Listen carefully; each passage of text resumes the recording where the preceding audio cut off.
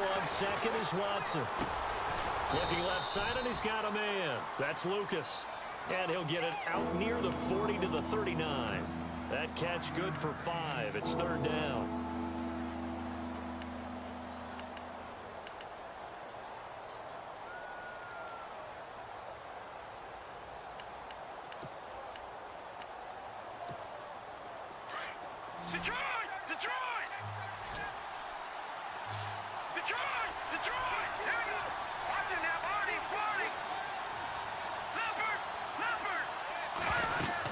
They'll try and run for it with Fournette. And he'll get this across the 40 and up to about the 42-yard line. It's a gain of just 3, and the offense likely going to yield to the punting unit here on fourth down.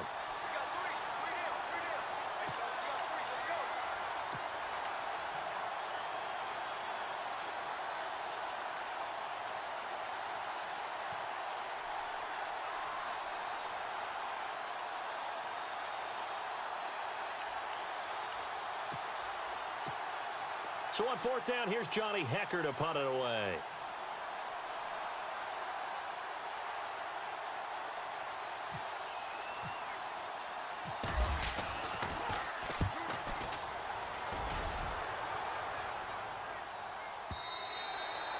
And this will hit just beyond the goal line as it's into the end zone for a touchback.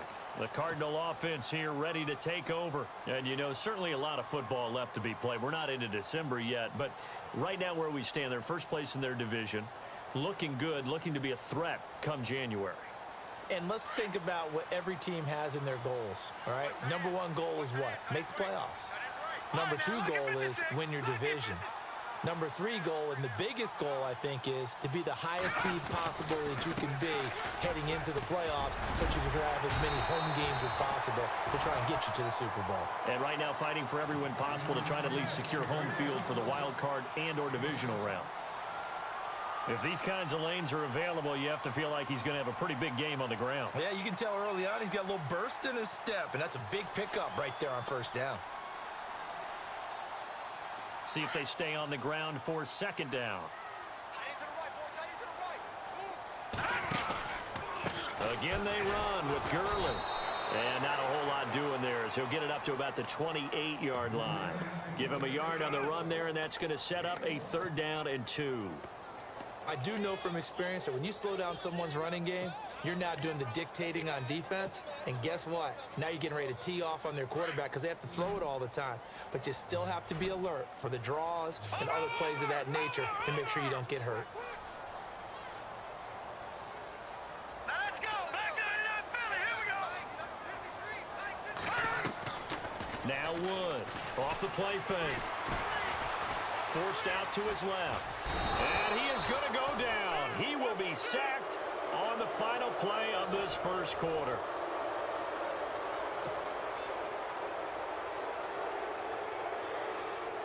Here comes the Cardinals punter now as the drive goes backwards, so he's on to punt it away.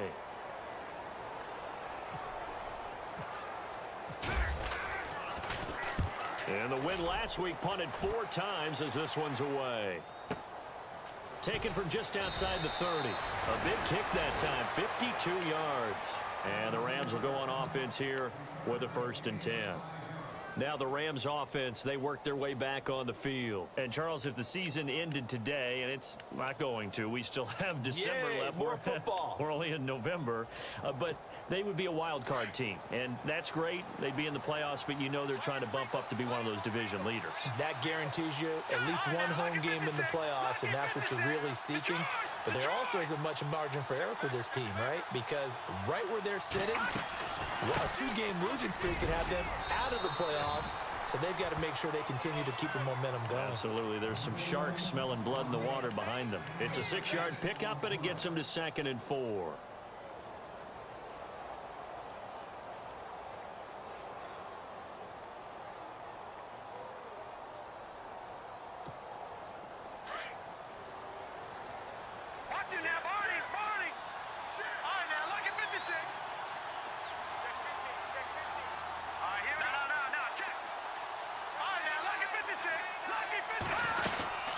Second down, here's Fournette.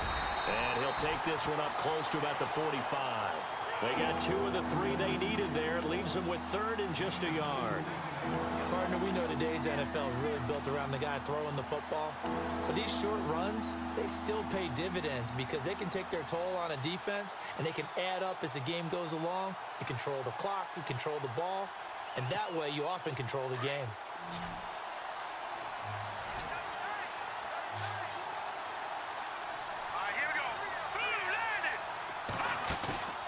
Watson off play action. And he couldn't hang on to it through the contact. Incomplete. This defense not going to make it easy for you. They're a physical group, and we just saw it there on that play. They came in, made the contact, just as he's trying to haul it in.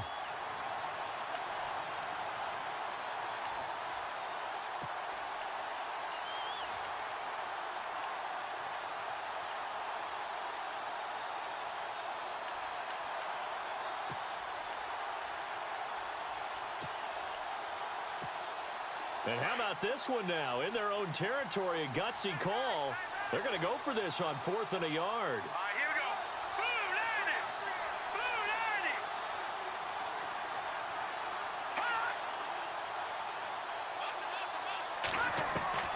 90. They are going for it. Here's Watson. There he goes, right side. And they will score. It's a pick 6 for the Cardinals touchdown. So they go on 4th down. Not only do they not get it, it turns into 6 points the other way. Disastrous. And many people think you should just go ahead and knock it down in that situation. Turn it over for the offense.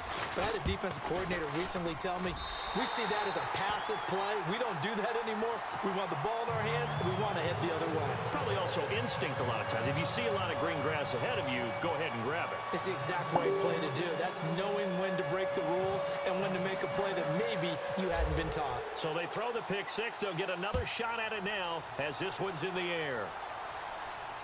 And no return on this one as the fair catch is signaled for and taken. And now out on the field, here comes Los Angeles. And this is a unit that, to be frank, doesn't look like they've woken up yet. I mean, a punt and a turnover on their first 2 drives. And I think the game's starting to take shape a little bit now. And I'm going to take it into the basketball world. When you're having trouble scoring or moving the ball in basketball, what do? Get it to their best player, right? Find a matchup, create it, exploit it, and try to move the football. They'll start out on the ground. It's Leonard Fournette. And he'll fight forward to about the 27-yard line. Give him a couple on the carry there. 2nd and 8. Well, he hasn't made much of an impact in the running game thus far. And after that last run, not much is going to change in that area. He hasn't been able to get anything going, and really the offensive line not helping him much.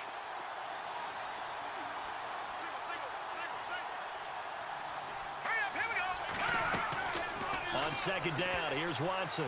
And that one got tipped, kind of threw everything off. It brings up 3rd.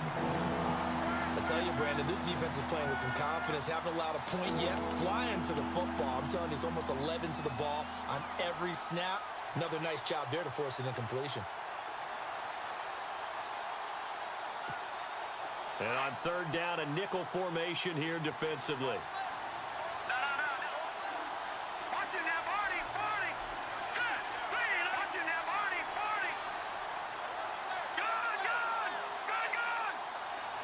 They'll bring a receiver in motion left.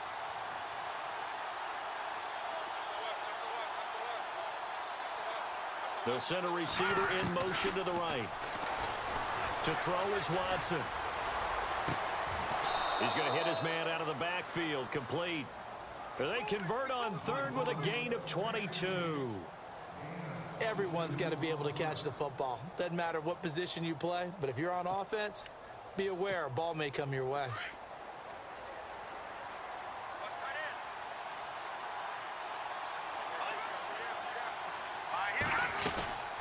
Fournette, a 1st down carry. And he might have got this across midfield, not by much. They'll mark it down at the 49. 2 yards on the carry there. It'll be 2nd down. The best defensive linemen, they play with great leverage so they can get low and not get bowled over by offensive linemen. They have excellent hands. They can throw people off on a play. We just saw a great example of a really good run stop by a guy playing the defensive tackle position.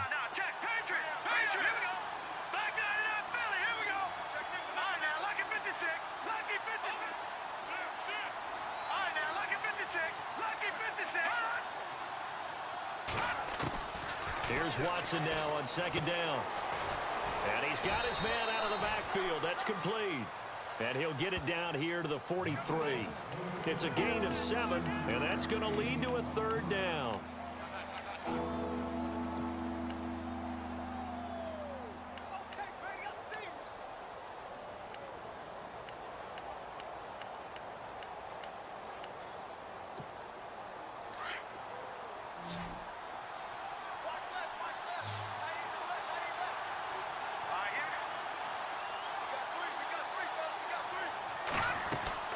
They'll fake the handoff. Now Watson. Eluding the pressure right. He may try and run for this. And he will have a first down here at about the 40. When in doubt, do it yourself as he keeps it for 3 and a first down.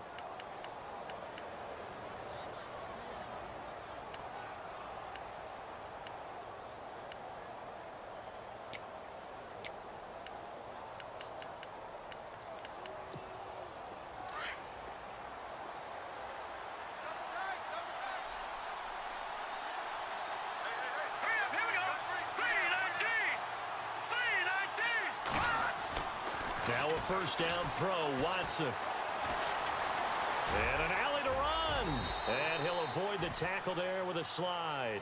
Nothing open downfield. He keeps it himself for 11 and a first down. Partner, he was going through his progressions. Not there, not there. After about the third one, he decided he better pull it down and run for it. And he slides down and avoids the hit for good measure.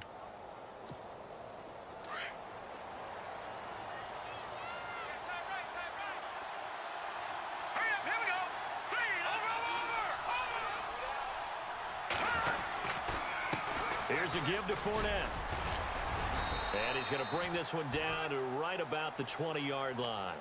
A nice run there, 9 yards, and it'll be second down.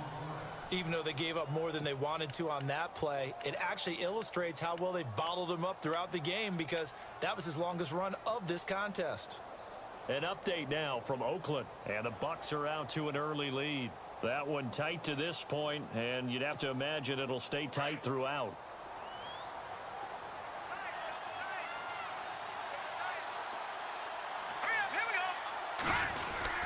Again, it's Fournette.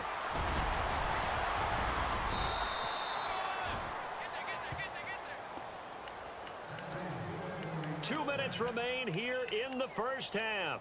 More from the desert after this.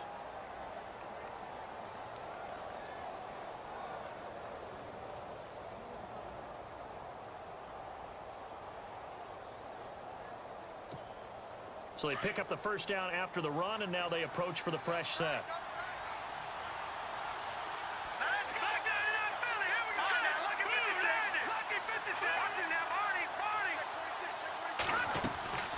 They'll run it now out of the gun. And able to push his way forward here for a good little gain. 5 yards is the tally on first down. That brings up 2nd and 5. He hadn't had a ton of success here so far, but you get the feeling that he might be on the verge of popping one. Yeah, even on that one, there was a little bit of a hole, but it closed there quickly at the end.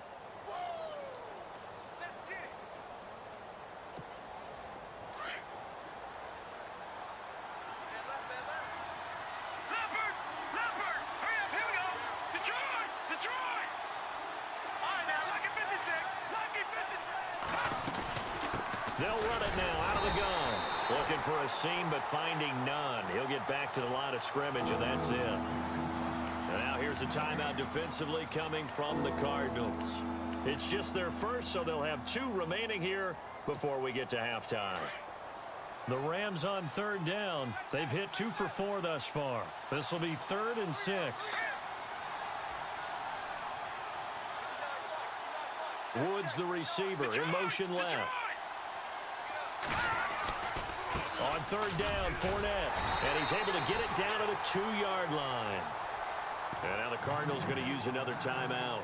So that means they're down to 1 remaining here as we head toward halftime. Line of scrimmage, the 2. They can still get a first down if they just get a yard out of this on 4th and very short. They come out here in the eye.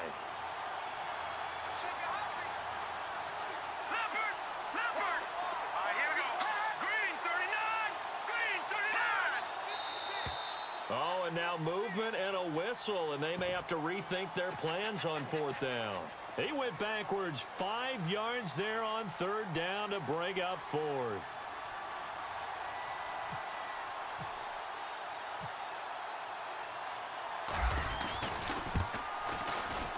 And Zerline's kick is good.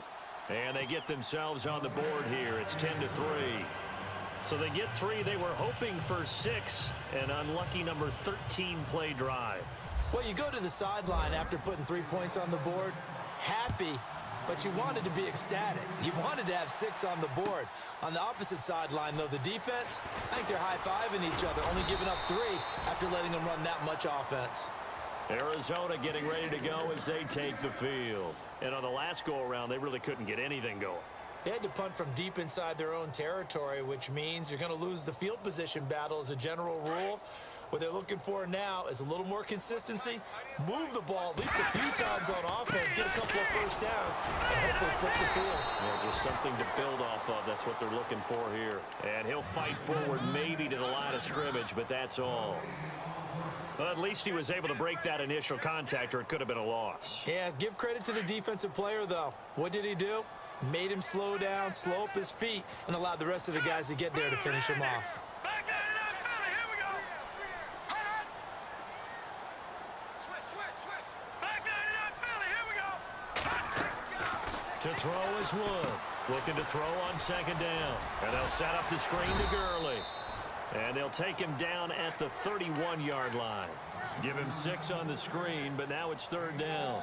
For a second there, I thought that might break big. Screen pass, looked like it was coming together, looked like there was an opening. Still, ended up with a solid game.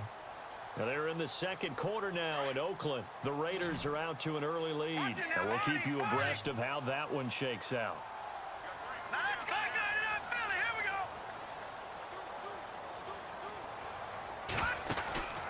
Wood, off play action, sliding out of the pocket.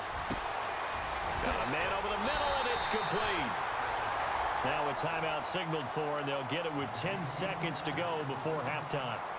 Sometimes it's designed, and sometimes you just have to know when to leave the pocket and move and make something happen. And on that play, he was able to get on the run and was still accurate throwing the football.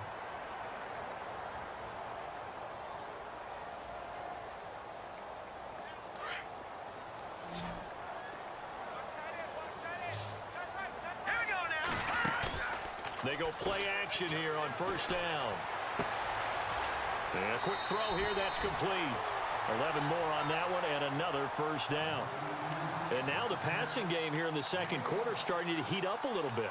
Don't you feel the rhythm starting to happen, right? You see it now, the confidence is starting to rise. I think now as a play caller, because that has happened, you lean on it a little bit more. You don't go totally away from running the football, but you do say, guess what? We can throw it, we can throw it well with a whole lot of confidence.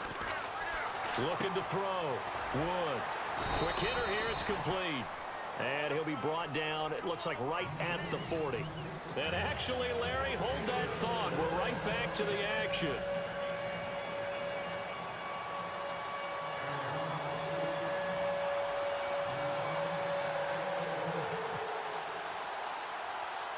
Both teams appear ready for the fight ahead, and we resume action here in quarter number 3.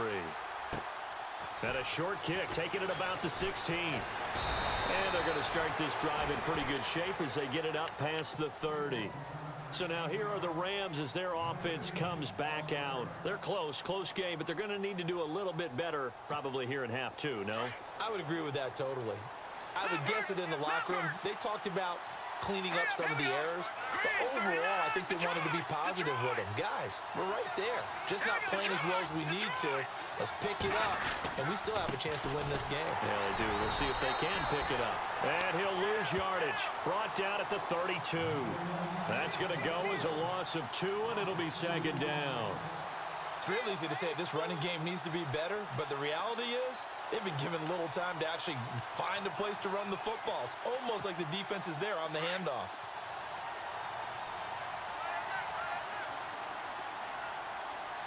All right, here we go. Watch it now, Barney. Now Watson to throw on second down. Dancing to his left. And he will avoid the contact as he slides to a stop. He turned that into a nice gain, gets him 8 yards closer for third down. I think we have to give credit to him for buying time and extending the play. But, you know, there's some really upset defenders on that one. They thought that they had him. Instead, he was coated in Teflon and got away. The Rams on third down, 2 for 5 to this point. This time it's 3rd and 3.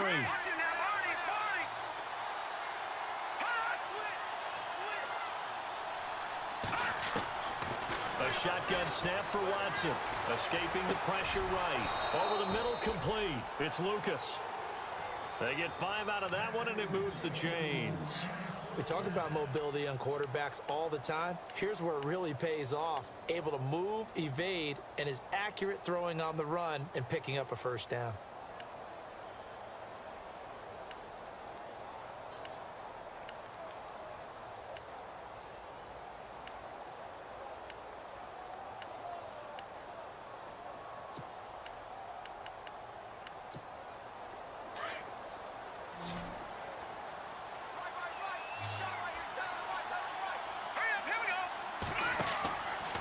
First and 10, Watson, and nearly picked off there, almost intercepted. Instead, second down. Pretty nice coverage there, but a missed opportunity for an interception. Let's face it, a lot of these defenders, they've got it all. Speed, athleticism, hands, a little bit questionable.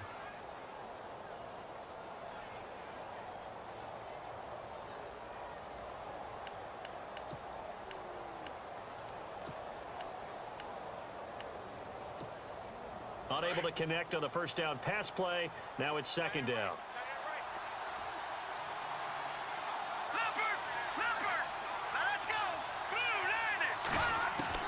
Throwing again is Watson. Looking this time for Woods, and it's intercepted. Buda Baker with a pick. And he'll return this ball across midfield to the 47-yard line. If you combine last week and this week, he's got a hat trick going because he had 2 interceptions a week ago. He's seeing the ball so well and understanding where receivers are and positioning. I mean, just watching him work with such great technique and paying it off by actually catching the ball when he has a chance, he's helping his team in a huge way.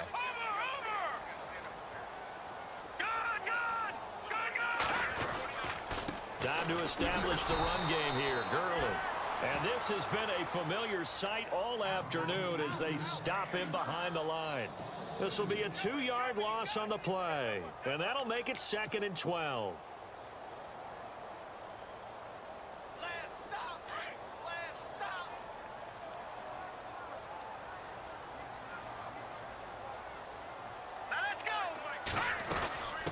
Another carry now for Gurley. And he's going to be stopped up at about the 47-yard line. 2 yards gets him back to where they started, but now 3rd and 10. I'd say they've got to find a way to get him going. He's such a big part of their offense. I wonder if they might throw it a little and come back to the run. Anything, because you're right, he's pretty much been completely neutralized. Watch it now, Barney. Gun. No. Check, Patriot. Wood now on 3rd down. He rifles one that's intercepted. Sean Davis with a pick. And the return out shy of midfield to the 46-yard line. The good old cover 3 defense, partner. When you start playing football as a safety, that's the first thing you're taught. Middle of the field, be as deep as the deepest receiver in any zone, and break on the football when it's thrown and pick it off, just as we saw there.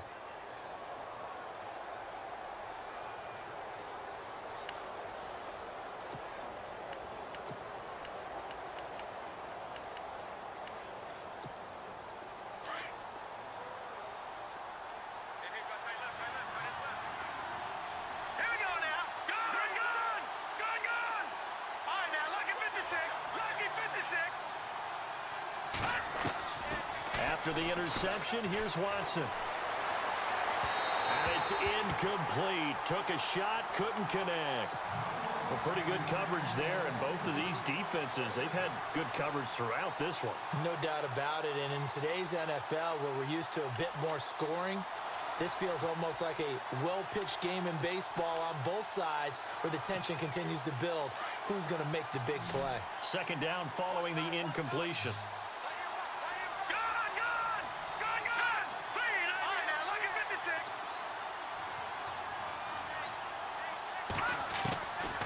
throwing again. Watson. And avoids the contact by sliding. Give him 7 there on the tuck and run, and they're in better shape now for third. Well, he did a nice job keeping his eyes downfield, waiting for someone to get open. But once the pressure forced his eyes down to see the rush, it was time to make a break for it.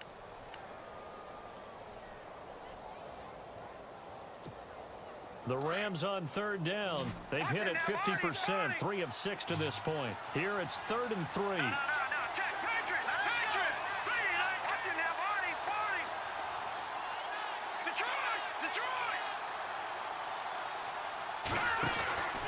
They'll run it now out of the gun. And he's going to have a first down as he's brought down at the 44-yard line. Only 3 there on the pickup, but that's enough to move the chains. On third down, that's a good job of situational football and understanding where the first down marker was and getting there. So it'll be first down here after the run.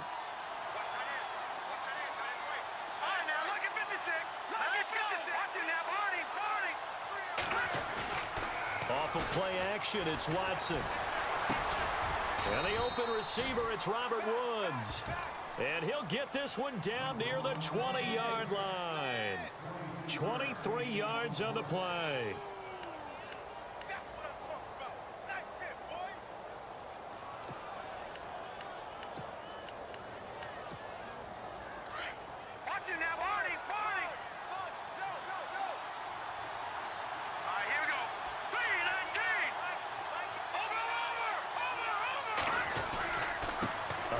To Fournette. They'll get it inside the red zone, but only for a couple down to the 19. This is what happens sometimes when you abandon the running game. It's hard to get back to it because once guys get out of that mentality of firing out and hitting people, hard to get them started again occasionally.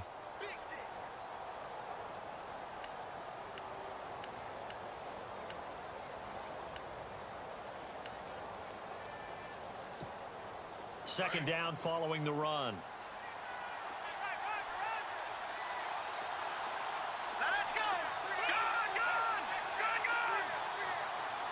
Shepard will go in motion right. Now we'll play fake, and it's Watson. He'll buy some time right. That is caught inside the 5. And stopped a few yards shy of the goal line at the 3. That one good for 17 yards, and now they've got it 1st and goal. On the NFL scoreboard, third quarter from Oakland. As of now, it's the Raiders who have the lead in that one. Remember to keep an eye on the ticker, of course, at the bottom of your screen for updates on that game and others around the NFL. And on the outside, they're playing press coverage. They'll try to punch it in with Fournette. And he is into the end zone. Touchdown, Los Angeles. A great play there, hitting double digits with his 10th touchdown of the season. And the Rams are an extra point away from tying up this football game. And he'll put it through, and that evens us up at 10 apiece.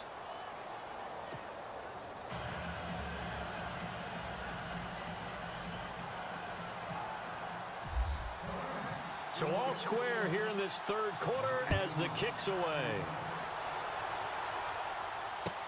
This is taken about 7 yards deep. And all that worked, but he stopped where he ultimately would have been had he simply taken a knee, and that's the 25-yard line. Arizona getting ready to go as they take the field. And following the interception, just any interception, are you a little bit more cautious when you start that next drive, or no, you just throw that out the window? I think you are. I don't think that there's any way you can run back out there and go, totally didn't affect me. Let's just go ahead and be loose with the football again. You're going to take care of it, but you have to be careful about being too cautious because now you can't run any offense at all. Still want to attack. We'll see how they attack them here. 2 yards on the pickup there. It'll be 2nd and 8.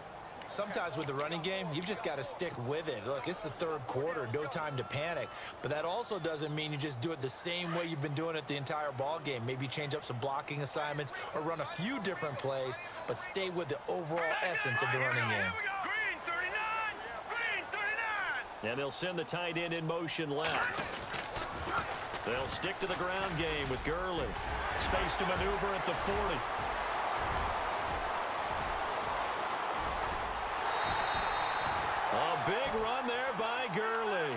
65 yards on the ground. Well, this game's ripe for the taking, and that run, I think it means he wants to take it. Not only does he want to take it, he doesn't care what they're going to do on the defensive side of the ball. You can be prepared for him. He's coming at you anyway. So after that big play, let's see if they can catch their defense maybe on their heels.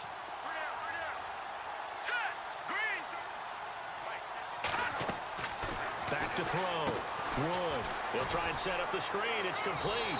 And he'll take this one in for the Arizona touchdown. C.J. Procise, his second touchdown on the season.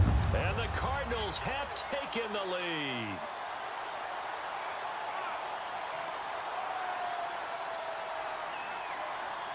Gano now to add the extra point.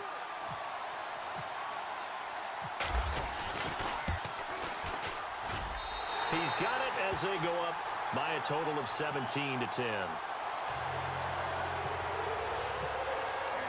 Gano out to kick this one away.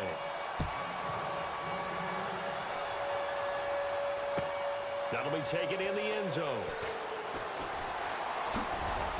And he'll wind up getting an extra couple yards here for his trouble as he'll bring this one out to the 27. And now out on the field, here comes Los Angeles. And for them, a touchdown their last go-around. Obviously, they'll be hoping to do that again. And when you start plotting for this drive, when you start thinking to yourself, okay, what are we going to do? You don't go away from what you did before because that worked, but you have to be prepared for wrinkles and counters because you know they'll make some adjustments. Let's go! Blue 90! Blue 90! On first down, it's Watson. That's Njoku over the middle. A good pickup there, 26 yards. And at this stage, down in the second half, looks like they just wanted to find a way to get it in the hands of their playmaker, and they did. I think you're exactly right. I don't think the coordinator's looking at his play sheet and trying to figure out which play will work well. He's trying to figure out how to get the ball. Back now here on EA Sports. It's the Rams trailing, but they do have the football as we start the fourth and final quarter.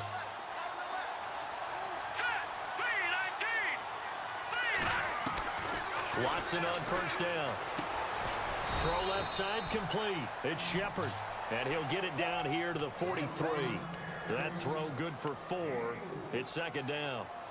When you see zone defense and you know you've got a drag route on as your primary call, you've got to be really careful as a passer about how far you let your guy go because he might wander into some tough coverage.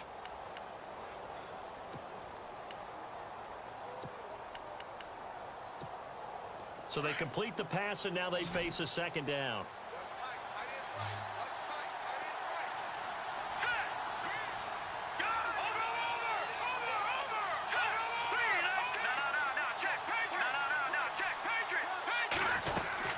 They'll run it now out of the gun. And he'll do a nice job here just to fight his way back to the line of scrimmage. No gain on the play there, so they're left with a third down and 6. But it was stopped on that play. He's had plenty of carries all afternoon. Every now and then the defense is going to win one, but I don't think they'll shy away from handing it to him the rest of the game. The Rams on third down. They've hit 4 of 7. This will be 3rd and 6. All right, here we go. Green, 39. Watch him now, Barney. Out of the gun, Watson. And he's going to go down. Back near midfield at the 49. DeJuan Smoot coming in to drop him for a loss of 8, and it'll be 4th down. Here's Johnny Hekker now. On for his second punt. He'd take a repeat of his first. He gets this away. It's a good one. Drawing toward the sidelines. And a bit of a mistake there. This is well into the end zone for a touchback. The Cardinal offense now making their way back out onto the field. And they're hoping to redo their efforts in the last drive when they got into the end zone. And just think of what it's like now on the sideline, because when you score a touchdown, you have to go over and look at the tablet and see what you did on the last drive. When you scored points, it's a whole lot better view than when you're trying to figure out how to fix things there.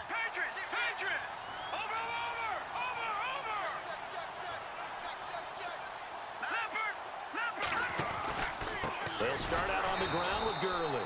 And he'll be brought down somewhat awkwardly here, and a late flag as well. I think this one's going to be a face mask.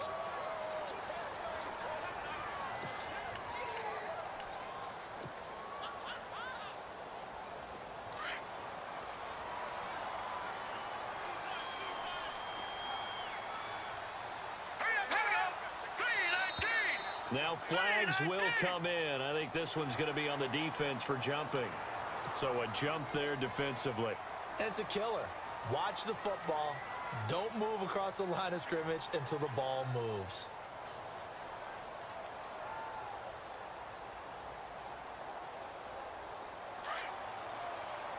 Looks like the defense in press coverage here.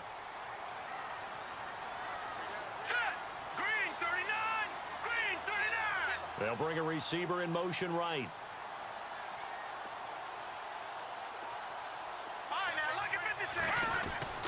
Following the penalty, it's Gurley. Nowhere to go that time. He maybe got a yard up to the 40. Well, Brandon, pace comes into play now because they've got the advantage. They've got the football, but they've got to be very careful about what speed they're going to play. You know, my music teacher back in New Paltz, Mrs. Bythema Bagley, used to say, don't go prestissimo when you really want to go largo. And what she meant by that is don't go too fast when you really want to go at a nice, slow, deliberate pace. I am speechless. I am without speech. Looking to throw. Wood. Flushed out right. They'll wind up with positive yardage. It's a gain of 3, but now it's 3rd down. Okay, he's not going to get the first down, but this is still a nice job of buying some time and then running to get to the sideline and get out of bounds and avoid the big hit.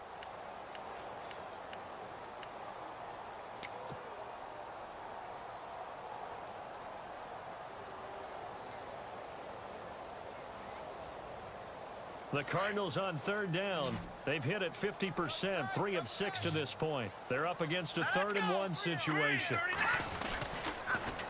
Back to the workhorse today. It's Gurley. And he's got the first down yardage there as he takes it just across midfield. It goes as a gain of 8, and it moves the chains. Do my eyes deceive me, or is he getting stronger as this game moves along? Burst seems just as good here in the 4th as it was way back in the 1st, doesn't it? I do believe someone put a lot of time in the offseason and continues to condition during the season in order to continue to carry the ball at this rate. Now they set up the screen. That's complete. And he'll lose yardage on the play back at the 45-yard line. It's a 6-yard loss on the play, and it'll make this a 2nd and long.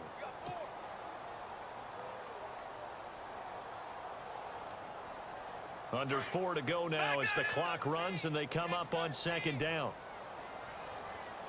Now let's go. 3-19. Let's go. Blue, land it. Go. Green, 39. On the handoff, it's Gurley. And a minimal gain here as he's up to about the 47-yard line. Only 2 yards on the pickup there, and now they're looking at a long 3rd down.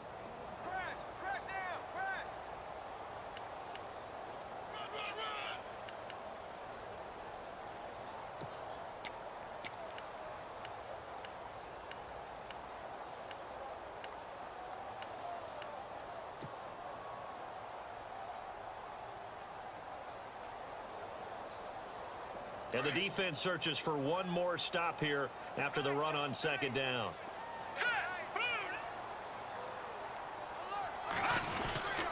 On 3rd down, they'll run it with Gurley. And nowhere really to go there. He'll take this up just shy of midfield. 2 yards on the pickup there. It's 4th down. Here comes the Cardinals punter now as he'll punt it away for the 2nd time.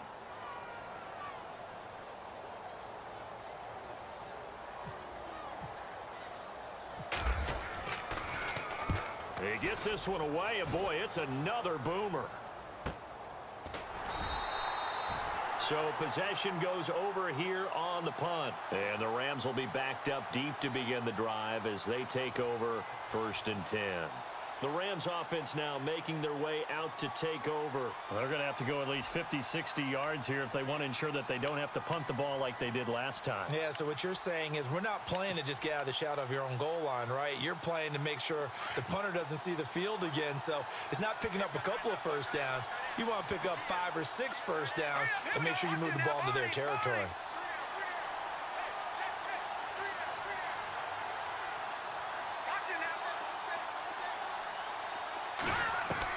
On first down, Watson steps away to his left.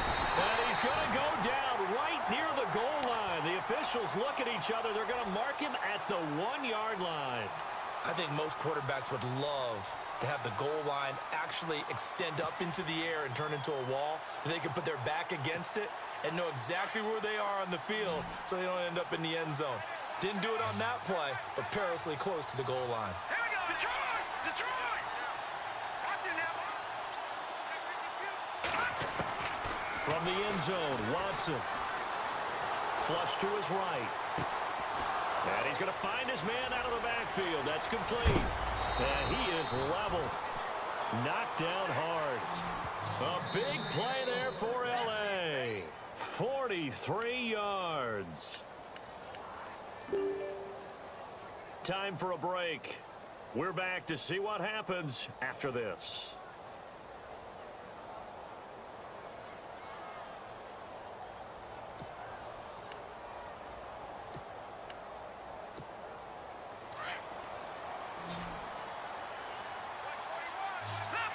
Leopard!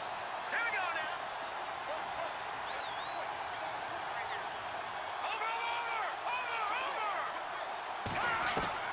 Watson now throwing on first down, buying time to his left, and he'll get it out to midfield. Looks like, yeah, they'll spot it right at midfield at the 50. He'll get 5 out of the scramble. It's second down. Yeah, he only gets a few yards on 1st and 10, but he's better off doing that than throwing an incompletion or even worse, an interception.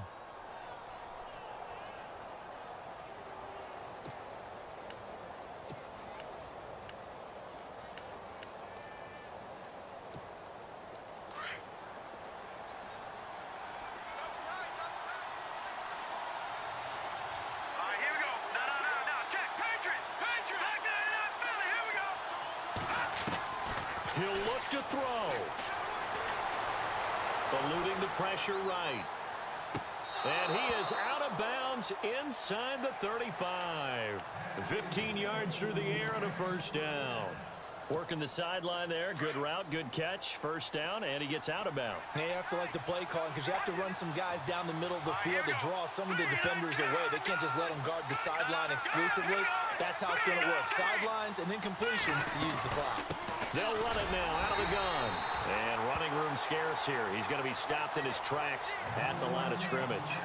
Officially no gain on the play, and it's second down.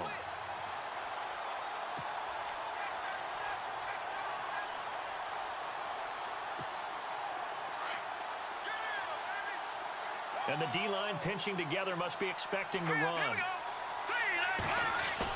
Back to throw. He's going to find his running back. It's complete. And he'll go down at the 28. And before they can run this third down play, we're going to get a timeout.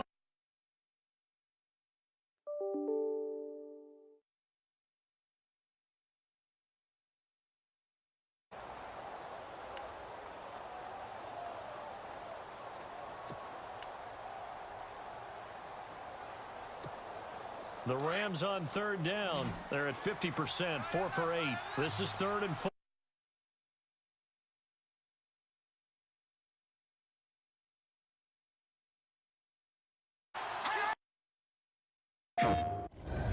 That's a soul eater. If that kills us, that's it. No Valhalla, ever. Then do not drop your guard.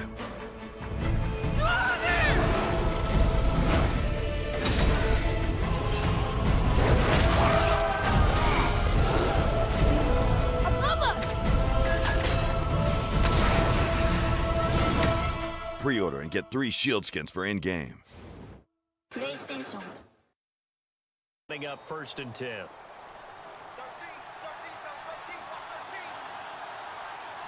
Set.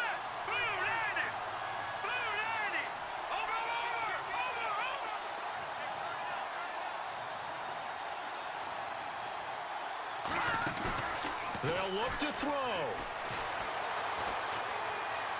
Escaping the pressure right. It's hauled in by Shepard. And he'll get him inside the 15 down to the 14-yard line. Give him 9 there on the first down completion. I tell you, it has not been his best day throwing the football. He really needs to piece something together here. All will be forgiven if he leads them into the end zone. And he'll take this forward for 2, maybe 3. But we do have a flag down, and they're already marching backward.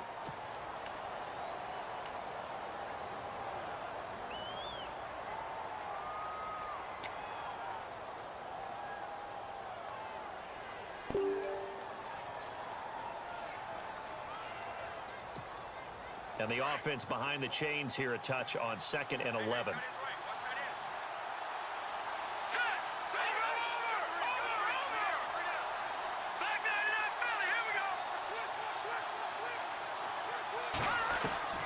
He's back to throw. And he can't get a throw off. He's taken down. What a huge play at this point in the game.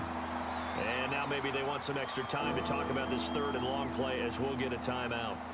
As they'll stop the clock with 24 seconds to go in the game.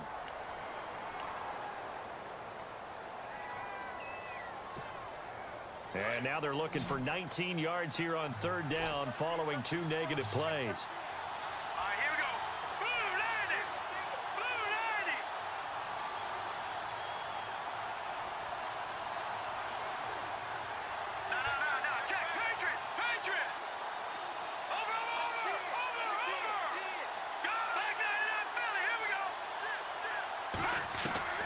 Back to throw. And he is out of bounds right around the 10-yard line. They're able to convert on 3rd down, and that sets up a 1st and goal. They got exactly what they wanted there. Out route, catch, get out of bounds, stop the clock. And I have to criticize defense here because you know the situation. You want to keep them inbounds and have the clock run. So I'm sitting on the outside portion of the field and not letting them throw an out route. Throw anything inside and I'll make the tackle. An out route? That's not the way you're supposed to play it.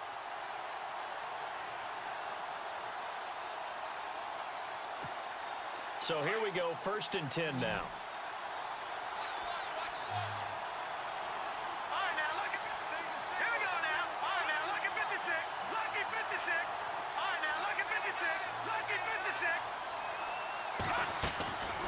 Watson now to throw.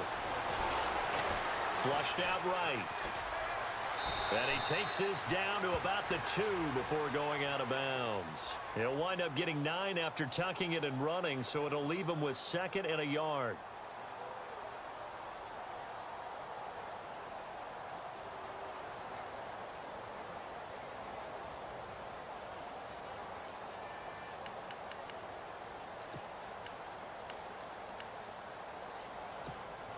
Ooh, long drive. The defense just cannot seem to catch a break and get off the field.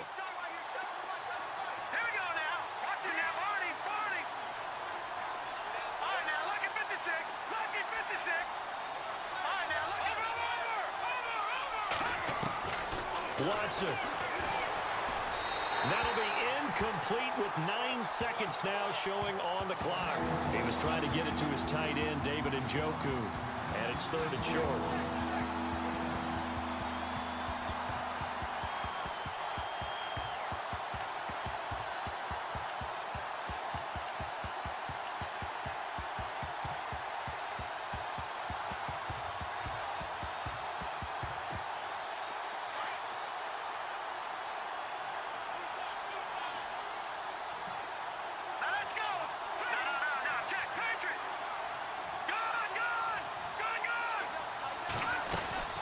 Here's Fournette. And he'll be taken down, but he does have 1st down yardage. And now with 6 seconds remaining, they're going to burn their final timeout.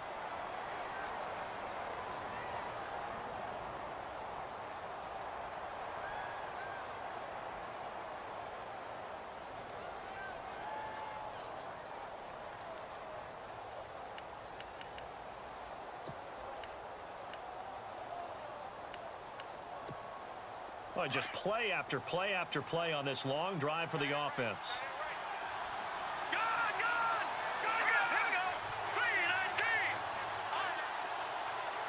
Detroit! Detroit! Now Watson. And this is incomplete with a clock showing just 3 seconds left. They were trying to get it there to Sterling Shepard, and that'll bring up second down.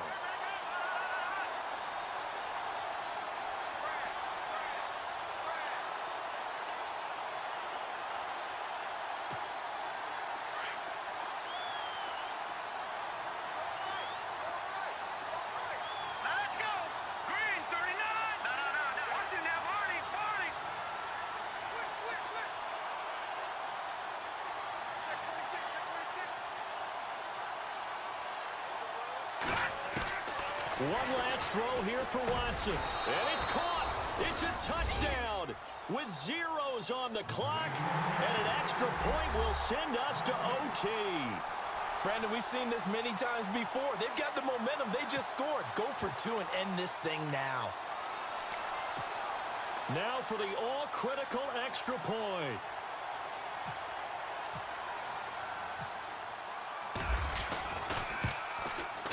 And no sweat. He puts it through, and we are tied here in the 4th. And here in overtime, if the team that receives the ball scores a touchdown, it's over. If they don't, we can still have some more football. That's exactly right. If they go down and kick a field goal, the other team gets a possession to either match it or score a touchdown to win the ball game. If both teams kick field goals, the next team to score wins. But if the receiving team throws a pick six or fumbles the ball and it gets picked up by the defense and they score, the game is over at that point.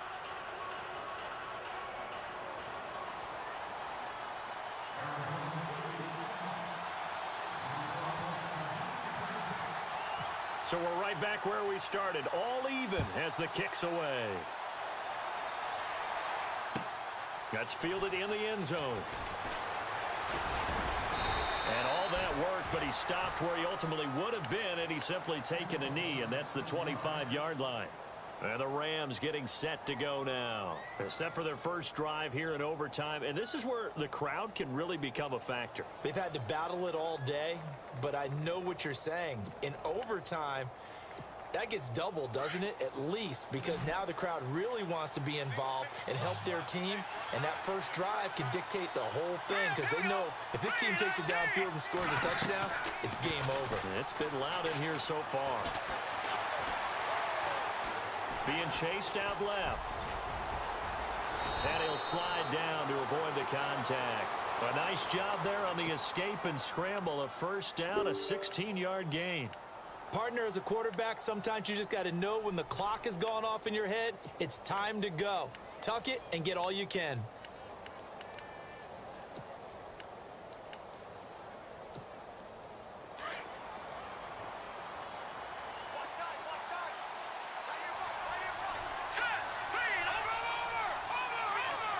They'll bring a receiver in motion left. They'll run it now out of the gun. And he takes it past the 45 and down at the 46. It's a 6-yard gain on the ground, and that'll make it 2nd and 4. Let's talk a little football 101 here, because one of the keys to advancing the ball downfield, success on first down. Huge difference, as we know, between 2nd and 4 and 2nd and 8 and 9.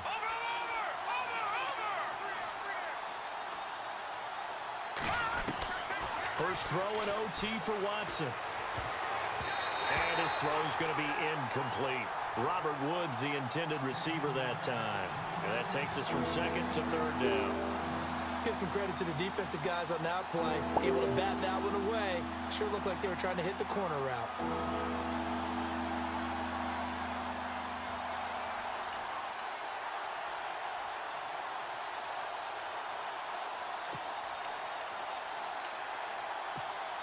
It's 3rd and 4. Big play here, trying to keep this opening drive of overtime alive. All right, here we go.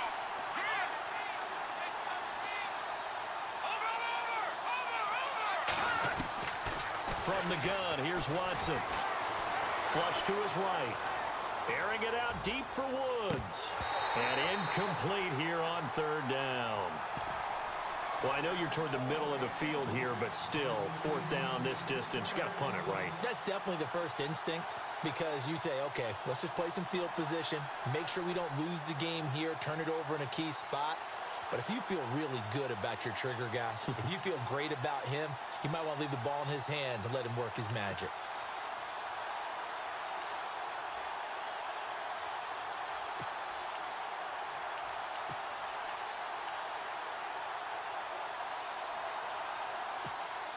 So a big move here, playing to win in overtime. They're going to go for it on 4th down. Green 39! Green 39!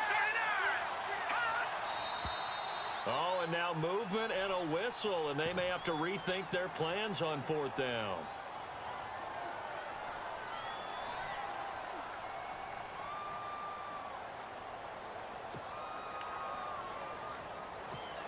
Here's Johnny Hacker now. On for a very important punt here in overtime.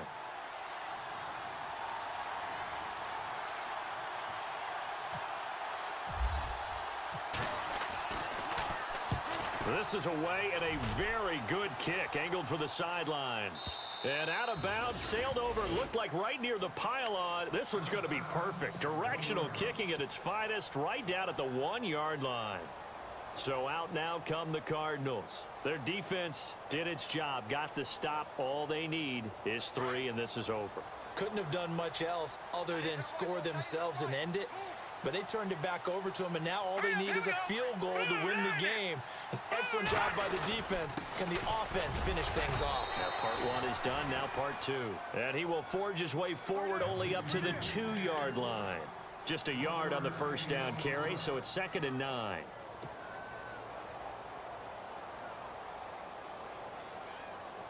So what will they do? On the ground, through the air, let's see. 2nd and 9. Leopard!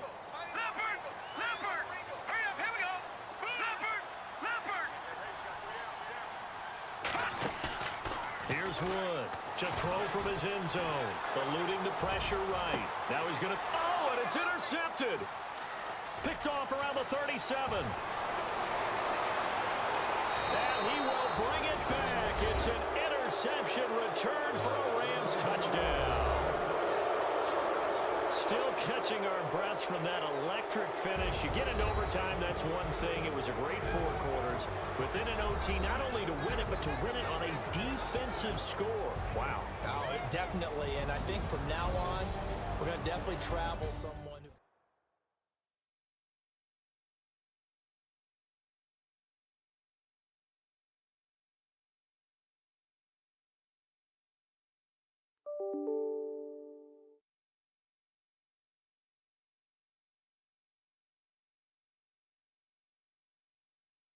Smoky Mountain Barbecue, fried chicken so crispy and sweet. That crispy fried chicken, all right.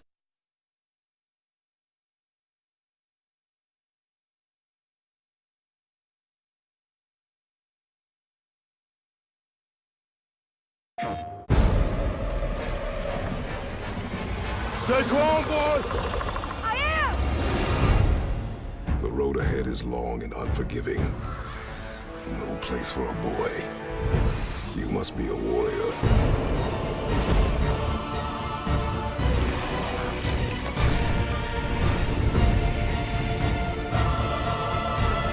Pre-order and get 3 shield skins for in-game. PlayStation. Everywhere I go, you know it's reppin' time. When Latifah ready, when we set it off. If they sleeping on me, I'ma wake 'em up.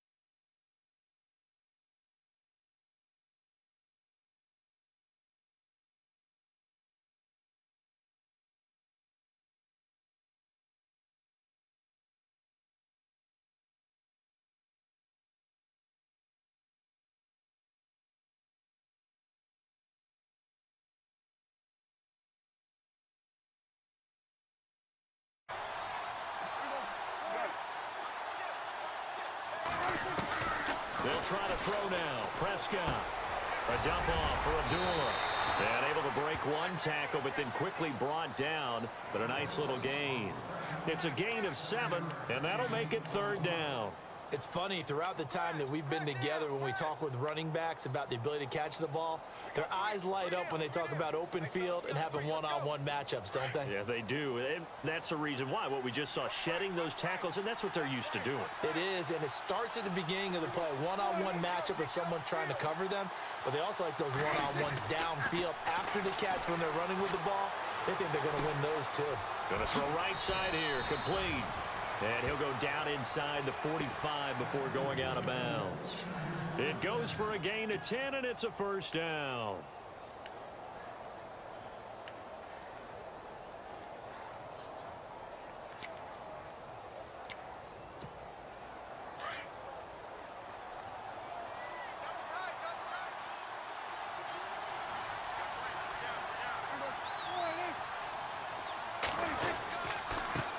The first carry for Jeremy McNichols. And able to push his way forward here for a good little gain. Give him 5 on the carry there, and it'll be 2nd down. Frustrating for a defense, energizing for an offense. Finding a way to create that type of yardage in your running game, got to make the guys carrying the ball very, very happy. And the D-line pinching together must be expecting the run.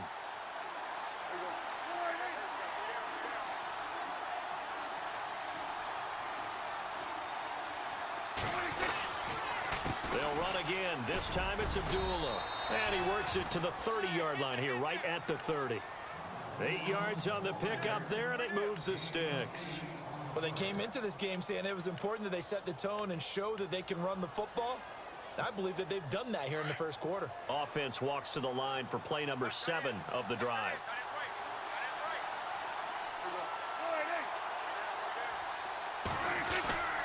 They go back to Abdullah on first. And he'll fall forward to the 29-yard line. Credit him with a 1-yard gain there to make it 2nd and 9. Nice job by that defensive front there to hold him to a short gain on 1st down. Well played, I must say. Yeah, only getting 1 yard. There was no room to run. So 2nd and 9, the defense looking to put them in a bad spot here.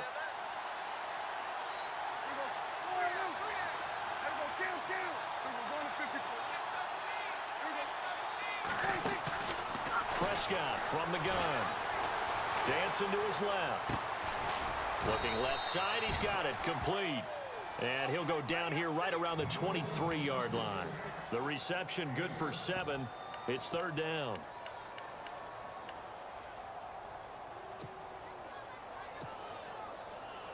Here comes play number 9 now as they come up on a 3rd and 3.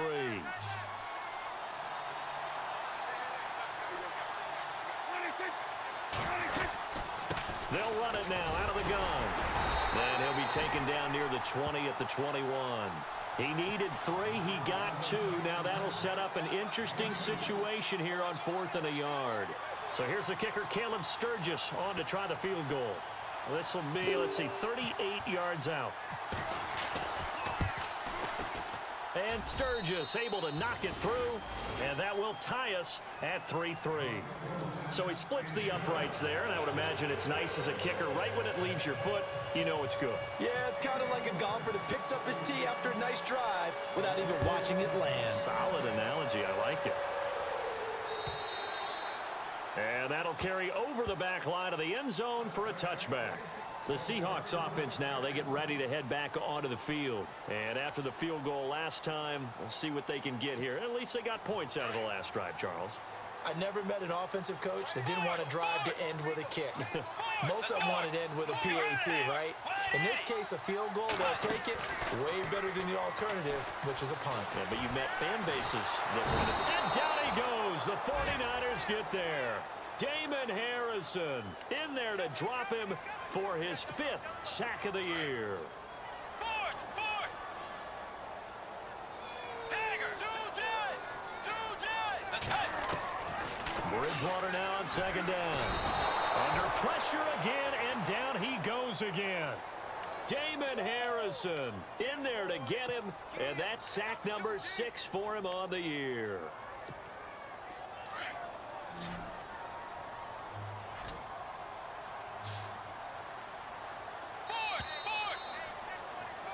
Alongside my broadcast partner, Charles Davis, Brandon Gaudin hits the Seahawks with a football to begin quarter number 2. They do, however, have a tough 3rd and long coming up.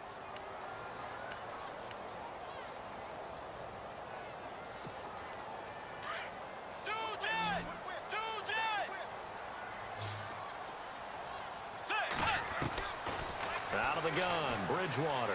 Airing one deep for Curse. And he couldn't hang on to it through the contact. Incomplete. Well, we quit counting yardage on that one, didn't we? That was truly 3rd and a mile, wasn't it? It was. I thought they might just go underneath, but they didn't. They wanted to get the first down there. Yeah, they tried to pick up the huge chunk unsuccessfully. I'm with you. I would have tried to take some yardage just to gain some field position. No returning this one. It sails out of bounds, and they'll spot it right at the 20. And San Francisco gets set to go here. Shift together here from the D-line.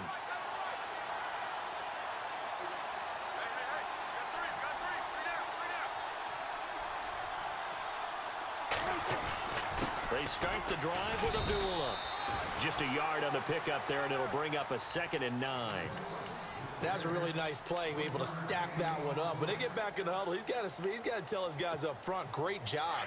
They kept people off of him, allowed him to run free and make the hit on the runner. Filled the gap nicely, kept him to just a 1-yard gain.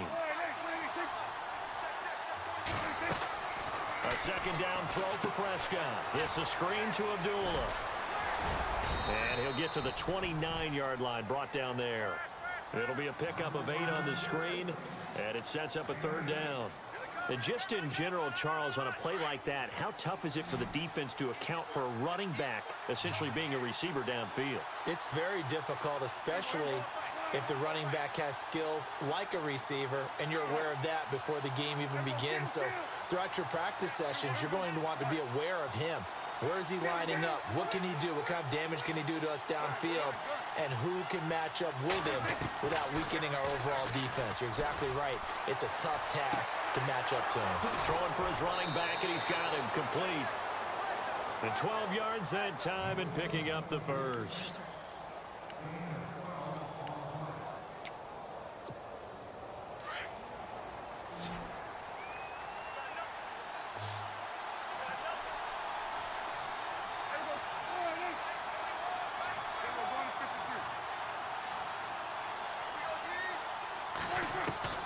On 1st and 10, Prescott wriggles free. Escaping the pressure right. Now he's going to throw it deep. Oh, you saw that one coming. It's intercepted. Throwing back across his body. Picked up by Howard Wilson. And he's going to be taken down here with a penalty flag on the field. So they lost yardage, and they declined the penalty. There's no logical reasoning to do that. I'm trying to go through this little Rolodex in this small brain of mine, and I'm coming up with nothing, partner. I've got zip on that one. Take the yardage, right? Take the penalty. I don't get it. I don't get it either. Now a play fake here on 1st down. That's Samuel, caught left side. And he is going to feel that one. Knocked down hard. A gain of 6 there on 1st. It's a game of matchups, and that's why you take your receivers and move them around a bunch, especially your best guys. And when they work out of the slot, you often hear the coaches talk about how great it is because it gives you a two-way go. You can break out or you can break in. That makes it hard to defend. Throw right side is going to be caught by Samuel. And he'll be brought down right at the 45-yard line. 9 yards on the pickup there, and it keeps the drive alive. We talk about mobility on quarterbacks all the time. Here's where it really pays off. Able to move, evade, and is accurate throwing on the run and picking up a 1st down. Let's go.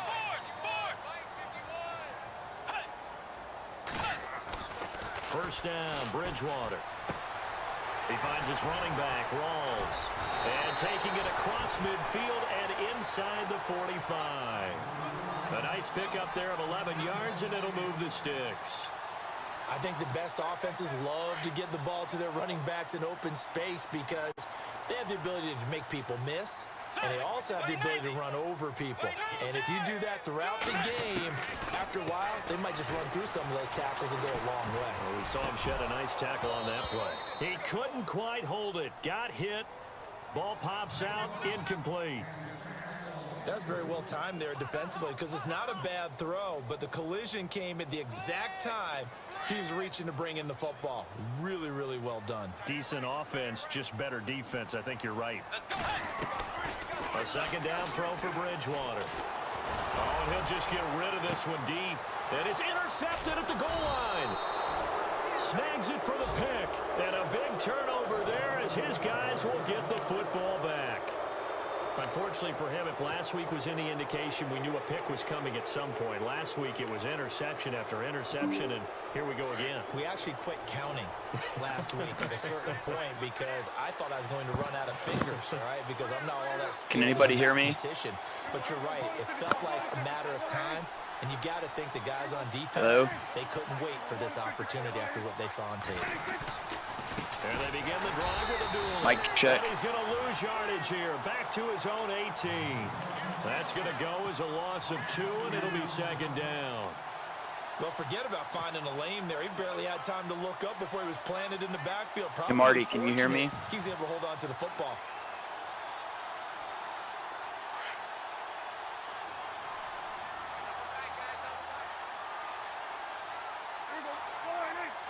Marty. Now it's a bootleg with Prescott. They'll roll him out right. And some room to work. And he'll be out of bounds at the 25-yard line. Mic check, mic check. Give him 7 there on the tuck and run. And Testing, they're in better 1, 2, shape 3. now for third. Well, the pressure just couldn't get to him that time. They forced him out to his right, but he held his poise, surveyed the field, didn't find anything he liked, and then took off and picked up a nice gain. The Niners on third down. They've Hello, been okay, hello. 2 for 3 thus far. This will be 3rd and 5.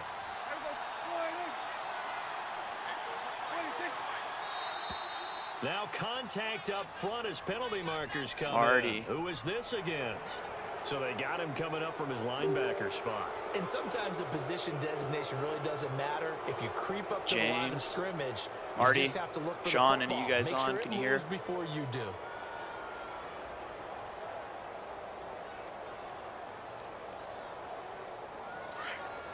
James, you can hear me?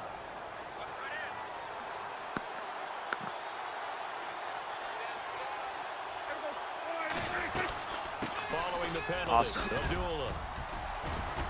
And he'll get this one up to about the All right, I want to see if I'm here. on the right A time. good run there on first down, and it'll leave them with a 2nd and 2. So there's 3 minutes left, He's had right a ton of success here so far, but you get the feeling that he might now, be on the 3 verge of popping minutes. one. Yeah, Am I even synced on that up? one, there was a little bit of a hole, but it closed there quickly at the end.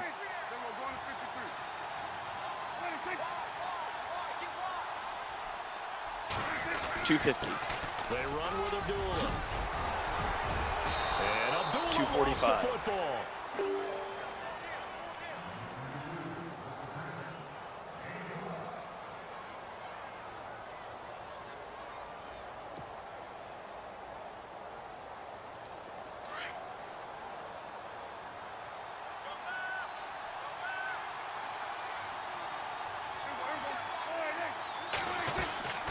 They'll run it now out of the gun.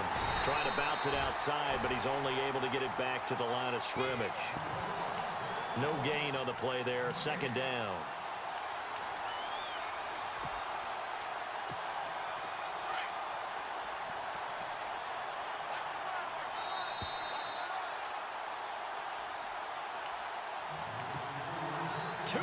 To play in a tightly contested first half. Back to CenturyLink Field after this.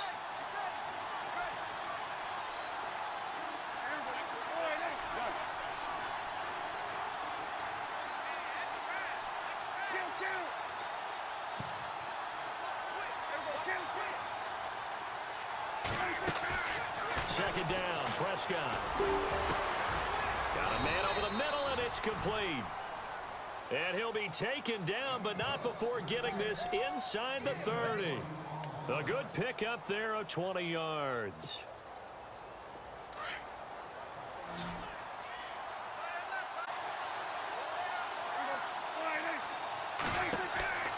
first down throw for Prescott. Throwing the out route and complete. That's Morgan. A good pick up there. 8 yards on the first down completion. Nice rhythm throw. Okay, there on first down. 125. He located his tight end, made it a nice easy pitch and catch. Hoping he can break a tackle or two. Wasn't able to do that 121, there, but still 120. good yardage. 115. Back to the ground 110. now. Here's Abdullah. And he'll take it down here just shy of the 15 at the 16-yard line. And 5 yards on the play there as the drive will continue.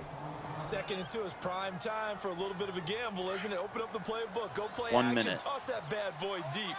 But in this situation, go ahead and give it to your back. Let him pick up a first down. Keep the sticks moving. 50 seconds. From the red zone now, Prescott. And the Seahawk defense gets to him, and they bring him down.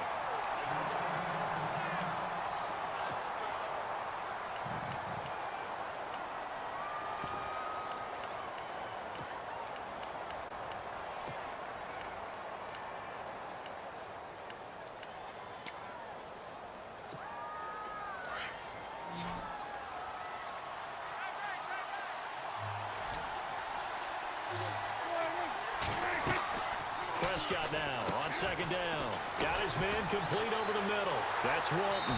Strong run, but still wrangled before reaching the 20. All right, here we go. For those of you just joining, we're 35 seconds away from the half. The 49ers have the ball just outside of the red zone, faced with a 3rd and 15.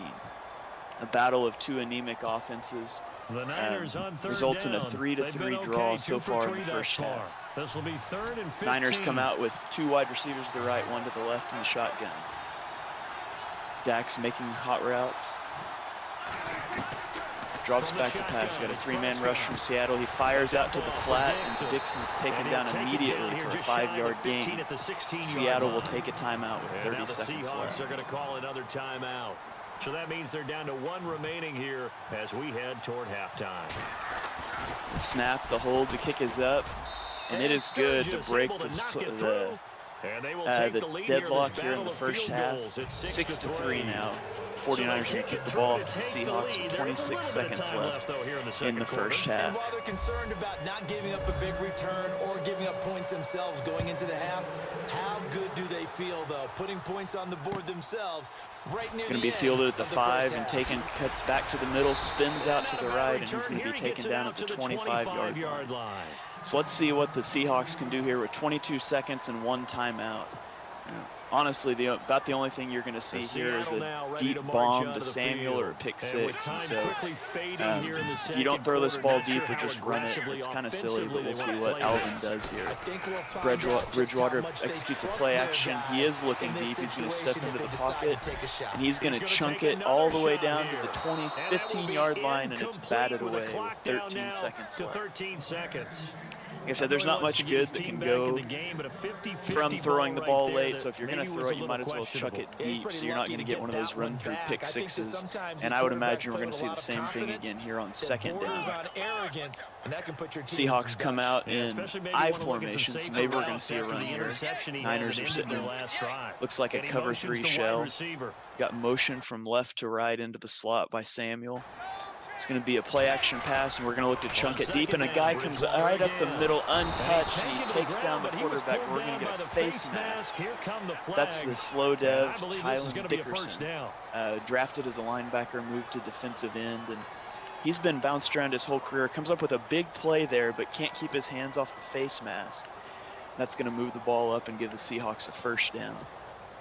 Got 10 seconds left here. The Seahawks break huddle. They've got trips to the right, 1 wide receiver to the left, and Rawls in the backfield. Again, the Niners coming out and just a soft coverage here. You don't want to get beat over the top.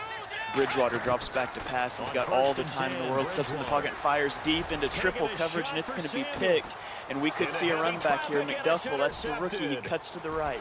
He's got a convoy of blockers. If he can get the edge, he could go all the way down to the 40-yard line. Sadly, that's going to be the end of the half, and that's going to stop the 49ers drive right there. 6-3, 3 field goals. So we get to the end of the first half, the score is 6-3, and it looks like the 49ers are going to get the ball to start the second half. With our EA Sports halftime report. Larry, both teams appear ready for the fight ahead, and we resume action here in quarter Kickoff by the 3. Seahawks is out of the back of the end zone, and we're going to see this drive start at the 25-yard line. Back of the end zone for a touchback.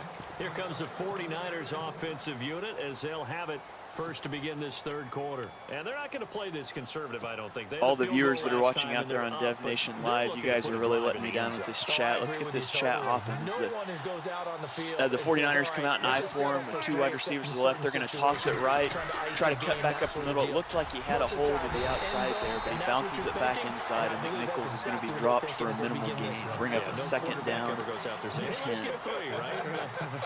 So the clock continues to tick away.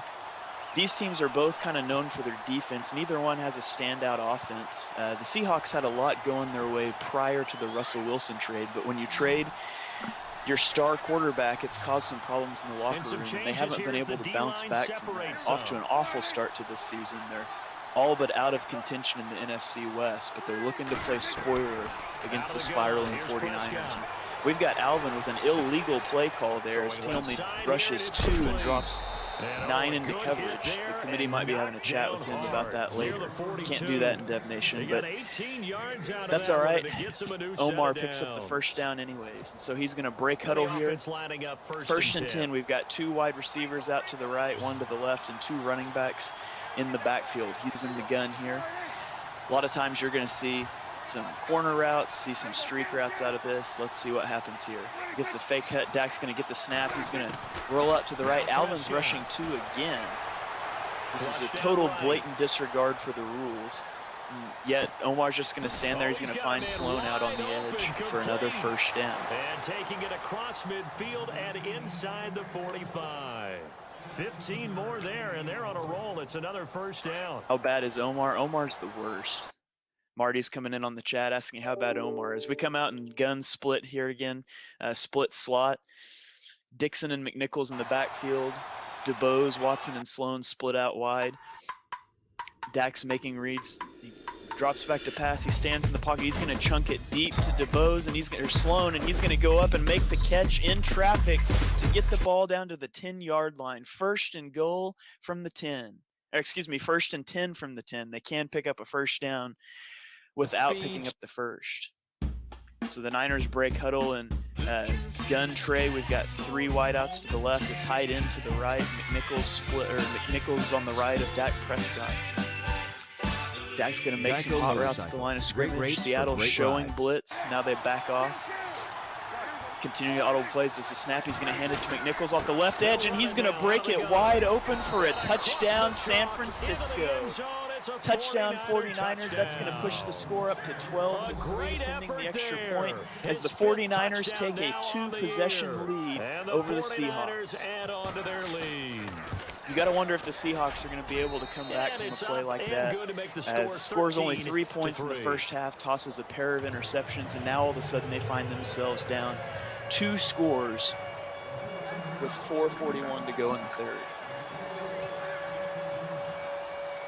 Sturgis out now to kick this one off.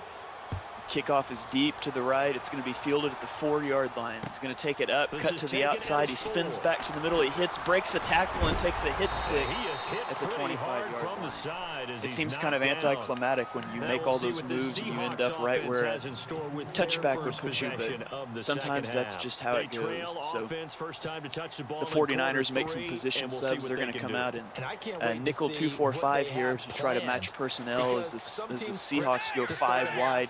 Empty backfield for Teddy Bridgewater. These are the sequence of plays we want to run. The 49er defensive line shifts. Bridgewater takes the snap. He drops back. He steps in the pocket, fires deep down the seam, and it's caught. No, it is dropped. I don't know any of these guys' names, so I can just make stuff up. It's dropped by number 84 right up the seam. That could have been a huge play for the Seahawks, and yet he can't hang on to the rock. And so it's going to be 2nd and 10 with 4:31 left in the third quarter. The Seahawks come out in single back deuce. We've got 2 wideouts split out to the left. It's going to be a play-action pass. Bridgewater's going to step back. He tosses it over the middle, and again, hits number 84 right in the hands and is dropped. You know, there's something to be said for going back to a guy when he's struggling like that, but, man, when they come back to you and you drop the second one, I think you're right. that's got to get in your head. We'll see if he can bounce back from that or if this is going to be a mental block for him the rest of the game. Seahawks come out, they drop back to pass. Bridgewater standing tall in the pocket. He shuffles around, he throws to the sideline, and that's going to be caught in traffic by number 11 for the first down. And the Seahawks are going to no-huddle back up to the line. We've got Richardson and Samuel out to the left. Somebody else whose name I didn't read out to the right. Gunn. He's making audibles at the line of scrimmage. Yes, they can line up wide like your normal wide receiver. Drops back to pass. Play action pass. He rolls out left to avoid pressure. He gets caught up, slings it to the right, and it's going to be completed to Terry, number 11. That's 2 plays in a row that Terry has come up with a big catch in traffic, and the Seahawks are on the move at the 34-yard line. They're going to no-huddle back up into the line, same formation here. Tight end and running back stacked in the backfield. Bridgewater's in the gun, making audibles. He's got 2 wideouts to the left again, 1 to the right.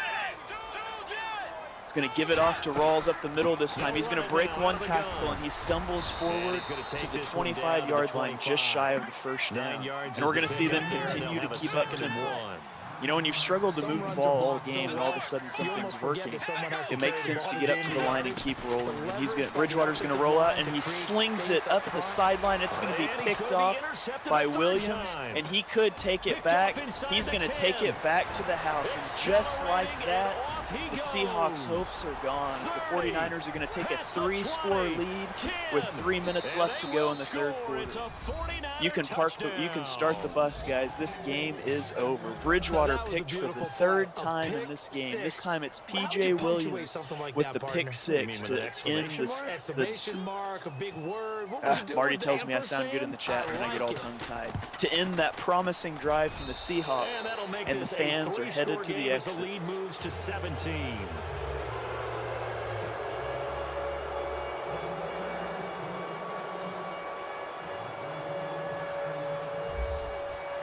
So they throw the pick 6. They'll get another shot at it now as this one's in the air.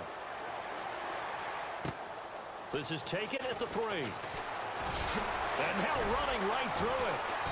And he'll take it a yard or so. All right, I want you guys to sound off for me in the chat. Would you like us to stay with this game 20-3 with 3 minutes left in the third quarter, or would you like us to switch over to Trevor versus Sean? That's the Bears against the... And I think all you say to your guy is, listen, the Bears against the Lions. Game's just kicking off. So sound off in the chat. We can switch. I think Marty can switch this over. I honestly have no idea how that works, but I'll call whichever game that you guys want to watch until the wife gets home. And then I've got to get off real quick so she doesn't find out I'm this big of a geek. So sound off in the chat if you want to watch Lions, Bears, or if you'd rather watch 49ers. Unable to connect on the first down pass play. Now it's second down. Until I get any sort of answer, we'll just stay with this game as Teddy Bridgewater gets crushed by a blitz from Claiborne off the right side, and that's going to bring up a 3rd and 19 with 2:45 remaining. Let's just face it.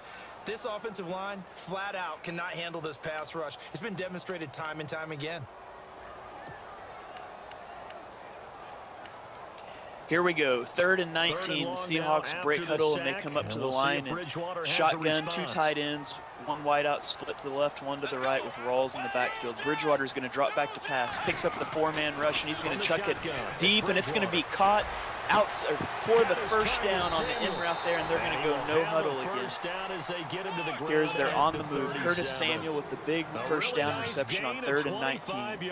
Teddy Bridgewater takes the snap. He hands the ball off to Rawls off the left edge. He's got space, and he's going to get 9 yards to bring it to a 2nd and 1. Right near the 45-yard line. Just what you want on a first down run. Call it 8 yards, and it's 2nd and 2. 2nd and 2 here. He drops back the pass. He's going to roll out to the right. He's got room to run for the first, and he will, but he takes a huge hit, but he hangs on to the ball. He'll be brought down just shy of midfield at the 49-yard line. Continuing to work that no huddle. At this point, it's partially out of rhythm, and it's partially out of a sense of desperation as the time continues to tick away on the Seattle Seahawks. Bridgewater sends a guy in motion from right to left. It's going to be 2 wideouts to the left, none to the right. 2 tight ends in the gun. Bridgewater's going to drop back to pass. He's got time in the pocket. He tucks it. He runs up the middle, and he's going to pick up the first down and take another hit. But he hangs on to the rock again. Alvin thinks he's still got Russell Wilson out here with his 99 carry, 99 injury. That's not the case with Bridgewater, but so far it's working for him as he hasn't coughed up the rock yet. And he no-huddles back to line, drops back to pass. He's going to look. He's going to throw the out route, and that really should have been intercepted. 49er defender was all over that corner route, hit him in the breadbasket, and he drops the ball as the Niners switched it up to man coverage on that play. That brings us to a 2nd and 10 with 1:12 left in the third quarter. The Seahawks are driving at the 41-yard line of the 49ers. They break huddle, 3 wideouts to the right, 1 to the left. Bridgewater back to pass, 3-man rush from the Niners. He's got time, he's rolling out left, and he's going to be sacked for a loss. That's going to bring up a 3rd and 14 at the 45-yard line. 3rd and 14 out of field goal range. In theory, if you could pick up enough to get into field goal range, 5 yards, you could kick the field goal, make it a 2-score game, and try to play defense. But I don't know if the Seahawks will go that route. They break huddle again, shotgun, 3 wideouts to the right, 1 to the left. Running back Stork in the backfield, takes the snap, he throws it down the seam, and it's going to be a huge hit by the rookie safety. The ball pops out and is intercepted by Eric Wright. And that's really going to be the ball. And they're going to set up shop at the 27. Marty asked what happened to Alvin. And when you are rolling over the competition with your quarterback, I don't know why he traded Russell Wilson, but I think it's safe to say that he regrets that deal as he sent Russell Wilson and a pick to the Vikings for Teddy Bridgewater, and he's never been the same since. All right, Marty, let's, oh my gosh, Omar does the unthinkable, and he throws a streak down the sideline. What in the world just happened? And he'll actually wind up losing about 10 yards here, but no matter. My bad there. I was about to call Omar out for throwing that streak that was obviously covered, but I didn't realize that he drew Alvin off sides. That's a game changer, folks. That would have been a pick 6 if he runs it back, but instead it's going to be 1st and 5 for the 49ers now. And just like that, I'm much less interested in this game. Dak Prescott bootlegs to the right. He's going to tuck it and run. He's got the first. He's got more, and he slides down to the 43. And he will avoid the contact as he slides to a stop. Nothing open downfield. He keeps it himself for 11 and a 1st down. Now this play was all about the eyes. As he rolled out to his right, he kept one eye downfield and one eye Omar comes out in I form. Tight end to the left, 1 wide out on each side. Surveys the defense. He's going to run a toss to the left. He's got a blocker, and the fullback just whiffs, doesn't even touch anybody. McNichols is going to be dropped for a 2-yard loss. Yeah, it's always frustrating when you have the right play call like that, you make the right read, and your guy just simply doesn't do what he should. That should have been a big block. That should have been at least a 1st down. And there's nothing there, but what can you say when you've got an owner like Omar? Sometimes you're just not motivated to play for the guy, and I certainly understand that. Maybe he'll become more of a player's coach in the future if the players continue to send him messages like that. 49ers are going to come out again, and tight end to the left, I form. He's going to run a counter play, and it's going to get blown up in the backfield. Again, there was nowhere to go for the rookie McNichols there. It's going to drop him for another 2-yard loss. It's going to be 3rd and 14 as the clock continues to tick away on the Seattle Seahawks. 3rd and 14.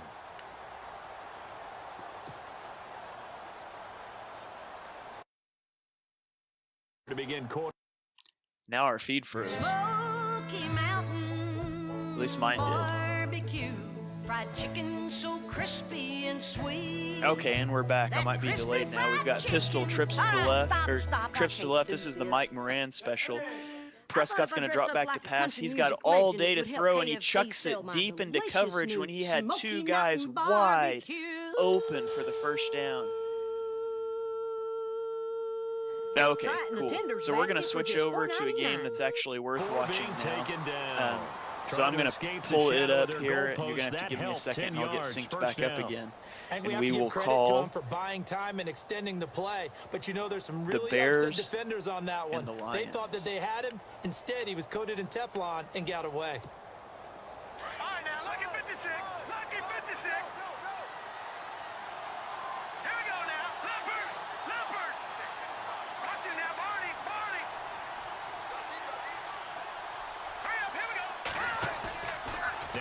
fake here on first down.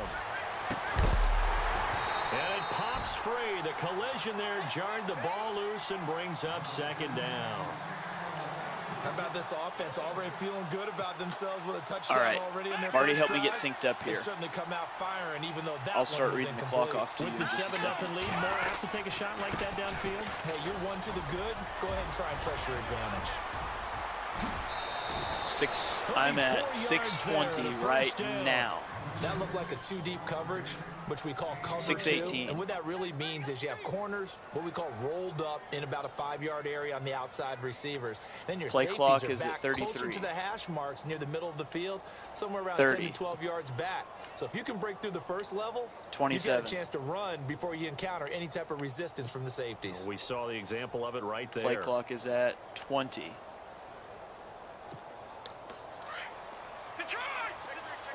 All right, I'm just a little bit off. I'm going to reboot my chat or my Twitch here in just a second, see if we can get that out, and then I'll be ready to go. I was trying to put it up on my TV, which apparently is going to be laggy a little bit. So let's switch over to the computer. As penalty markers come in. Who is this against? A free 5 yards as the defense jumps. I know it's an anticipation game for Okay, them, I'm showing but it's also a play clock at reaction game, 35. and they reacted poorly on that one.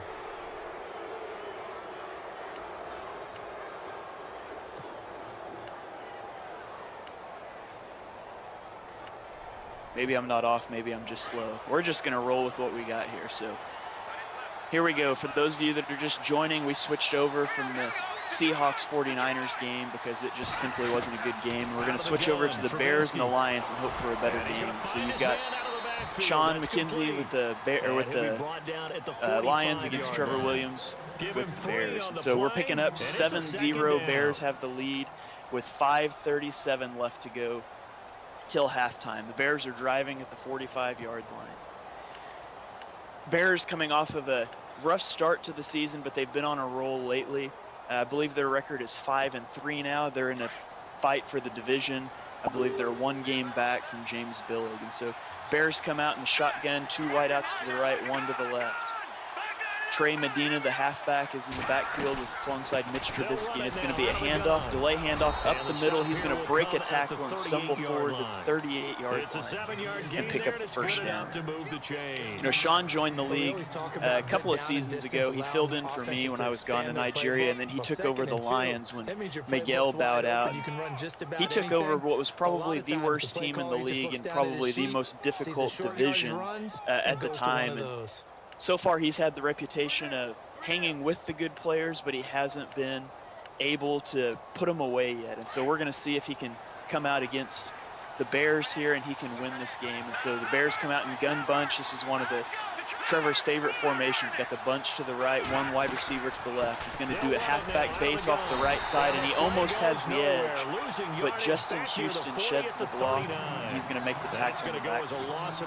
Justin Houston was a huge signing for the Detroit Lions in the offseason this year. They offered him a huge contract, and he signed. And then the trade for Chandler Jones drastically boosted this defensive front, but we'll see if it makes a difference. Trubisky takes the snap. He fires the out route just past the first down marker, and it's going to pick up a first down, but there's a flag on the field. I didn't see what the flag was. It was way too fast. So whatever it was not on Trevor, and so that's going to be a first down and 10 at the 27-yard line. Did I just hear that correctly, that you declined that one? All I can think of is that someone on the field got confused. Because it had to, because you're going to take the yards on that penalty. Bears coming out again in gun bunch. The bunch is to the left this time. Medina on the right-hand side. Trubisky's going to drop back to pass. He shuffles out to the left, fires the corner route. And did he catch it? It is caught and down at the 9-yard line. It's a dangerous throw. The safety made a good break on that. He got there with an opportunity to knock the ball out, but it's a good catch, good throw. That's going to put them at a 1st and goal at the 9-yard line as the clock continues to tick down. 4 minutes to go here till halftime, and the Bears are threatening to take a 2-touchdown lead over the Lions.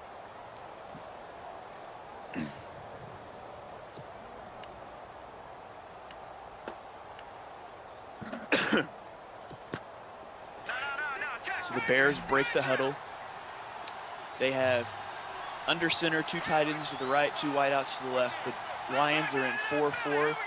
Bradham creeps up to the line showing blitz. We've got a motion from left to right, and the Bears don't like what they see, and they're going to take a timeout to get a different play call. As we step aside here, and you know, when you're in the red zone, if it doesn't feel right, it doesn't feel right. You can't take the timeouts with you to the second half, and so I like that there. He didn't like the read.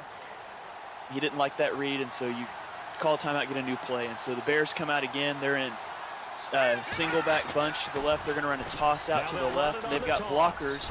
He spins back to the inside, and he spins right into a big hit from the linebacker and gains 2 yards. So that's going to be a second and goal at the 7-yard line. You know, Trevor's a smart player. I would be surprised. Marty's pointing out, I'd be surprised if he throws another pass here. He's going to run the ball. He's going to try to put it in and make sure he at least gets up 2 with the field goal. So he's in pistol ace here. He's going to run strong power off the left. He gets that pulling guard, but the guard doesn't make the block. He cuts it outside, but this corner gets off that wide receiver block and saves the touchdown. And a nice job defensively to keep him out of the end zone. He was trying to so we're going to be 3rd and goal with just over 3 minutes to play in the first half. As the Bears are looking to extend this lead, hopefully to 14, but they'll take a field goal to make it a 10-point game over the struggling Lions offense. The Bears break huddle in the I formation. 2 wide receivers to the right, 1 to the left. There's no tight end on the field. He's going to run a stretch to the right. He's got a lane, and he's in for the touchdown. Trey Medina with the 4-yard touchdown run off of the right tackle. The parting of the Red Sea happened just before all of our eyes. The Bears, pending an extra point, are going to go up 14-0 over this Lions team. The extra point's up and good, and so that's going to get us 14-0 with 2:50 left until halftime. Does anybody have any idea who gets the ball at half? I don't know. It doesn't really matter, but the Lions need to make something happen here, especially if the Bears get the ball back after halftime. To go now. The kick's going to be into the end zone, and they'll wave it for a fair catch. It certainly does. And Marty makes fun of me for a parting of the Red Sea reference. Right? They have a script. So the Lions come out under center, 2 tight ends to the right, 2 wide receivers to the left. He drops back to pass. He throws a screen pass out to the right, and that's going to be blown up for a 1-yard loss. Geno Smith's getting the start in place of Brett Hundley. Hundley got benched in the last game for various awful throws and inaccuracies, and so Geno Smith is back. Sean's a big West Virginia fan, and so he's got a soft spot for those West Virginia guys, hence trading for Kevin White, Geno Smith, and so he's gonna ride and die with Geno. Comes out, and the Geno Smith hard count's gonna get the jump from the defensive tackle, and that'll help. That'll turn a 2nd and long into a 2nd and you understand he wants to get off 2nd and 6 here. They break huddle again, single back, 2 tight ends to the left, 2 wide receivers to the right. Runs a stretch off the left side. He's got room to run. Oh, the corner's there. I didn't even see him, and he gets that awful Madden animation where you break a tackle 5 yards backwards. He's going to lose 4 yards to get it to a 3rd and 10. We just saw another example of how the defense is That's such an awful animation when you get stood up like that, and if you lose that tackle battle, you go down and you gain a couple of yards, but you break the tackle to lose 5. Keep your tight ends a little bit more. So 3rd and 10 here with 2:01 remaining, and we're going to see the 2-minute warning before we see the next snap. And so now the Lions are getting into dangerous territory that if they throw the ball here incomplete, you're going to kick the ball back to the Bears with 1:55 and 2 timeouts. That's prime territory for Trevor to go up 3 scores heading into the half. Geno drops back to pass. He's got an in wide open over the middle of the field, and he missed the read, but he's going to run, and he gets the first down, narrowly avoids the rusher. Shoestring tackle, or almost gets the shoestring tackle, but he's going to stay on the field, and now he goes no huddle, shotgun, 3 wide receivers to the left. He's going to run a halfback base, and he's got a wide open lane up the middle, and Curry is hit, and he fumbles the ball, and it's going to be scooped and taken to the house. Reservations for 6 for the Chicago Bears defense as they add a score to the board, and the Lions, if you're a Lions fan, you've got to be sick about that. You get the first down, you string 2 of them together, you're looking to go drive and score and cut this to a 1-score game at half, and just like that, the tables turn, and this game is looking like it's headed the same direction as Seattle and San Francisco. For this offensive unit. Is there any other games on out there? Because this one is getting bad. We'll see what the Lions can do here. They're going to signal the fair catch in the end zone with 1:32, all 3 timeouts. You still have time to go score before halftime. Even if you can just get a field goal, get on the board, get a little momentum. I don't know if they get the ball after half, but if they do, this one might be over by half. it could still be an interesting game. But it's imperative here that you do not give the ball back to the Bears or give up another touchdown. So they're going to come out in single back bunch to the right. Gino drops back to pass. He's going to fire an out route to Kevin White on the left side, and he's going to catch it and gain 12, and they're going to go no huddle here. Excuse me, that was Keenan Allen. I'm just guessing names because I don't have a clue, but that was Keenan Allen. So they audible, still in bunch to the right, one wide out to the left. He's going to pass. He rolls out, and he shakes off a hit, activates target passing on accident, breaks a second tackle, spins around, and he's going to eventually be sacked. Man, he had a guy wide open, but he accidentally activates target passing, and really fortunate not to fumble there or throw a pick. That's a good read by him just to eat that and not to compound a mistake. You hit that left trigger, you activate target passing, and then anything can happen. And so fortunate there to get out of that without turning the ball over. And we're in a 2nd and 15 now. They're in pistol, 2 wideouts to the right. He's going to counter to the right. He's got running room. He spins, and he's going to be brought down after a 6-yard gain. The clock continues to tick, 40 seconds, 3rd and 9, and the Lions are not going to take a timeout. They're probably concerned about getting the ball back to the Bears, and you can't blame them there. Come out pistol, 2 wide to the left, 1 to the right, and a tight end on the right. Gino with the hard count. He drops back to pass. He's looking. He's got all kinds of time in the pocket. He throws the corner route to Keenan Allen for the first down and out of bounds, and he calls a timeout after he goes out of bounds. I don't know if that was one of those strange things where Madden doesn't stop the clock. But regardless, we're at the 40-yard line, 21 seconds left, 2 timeouts for the Lions, and they are on the fringe of field goal range. You do not want to make a mistake here, but you would love to get 7 if you can.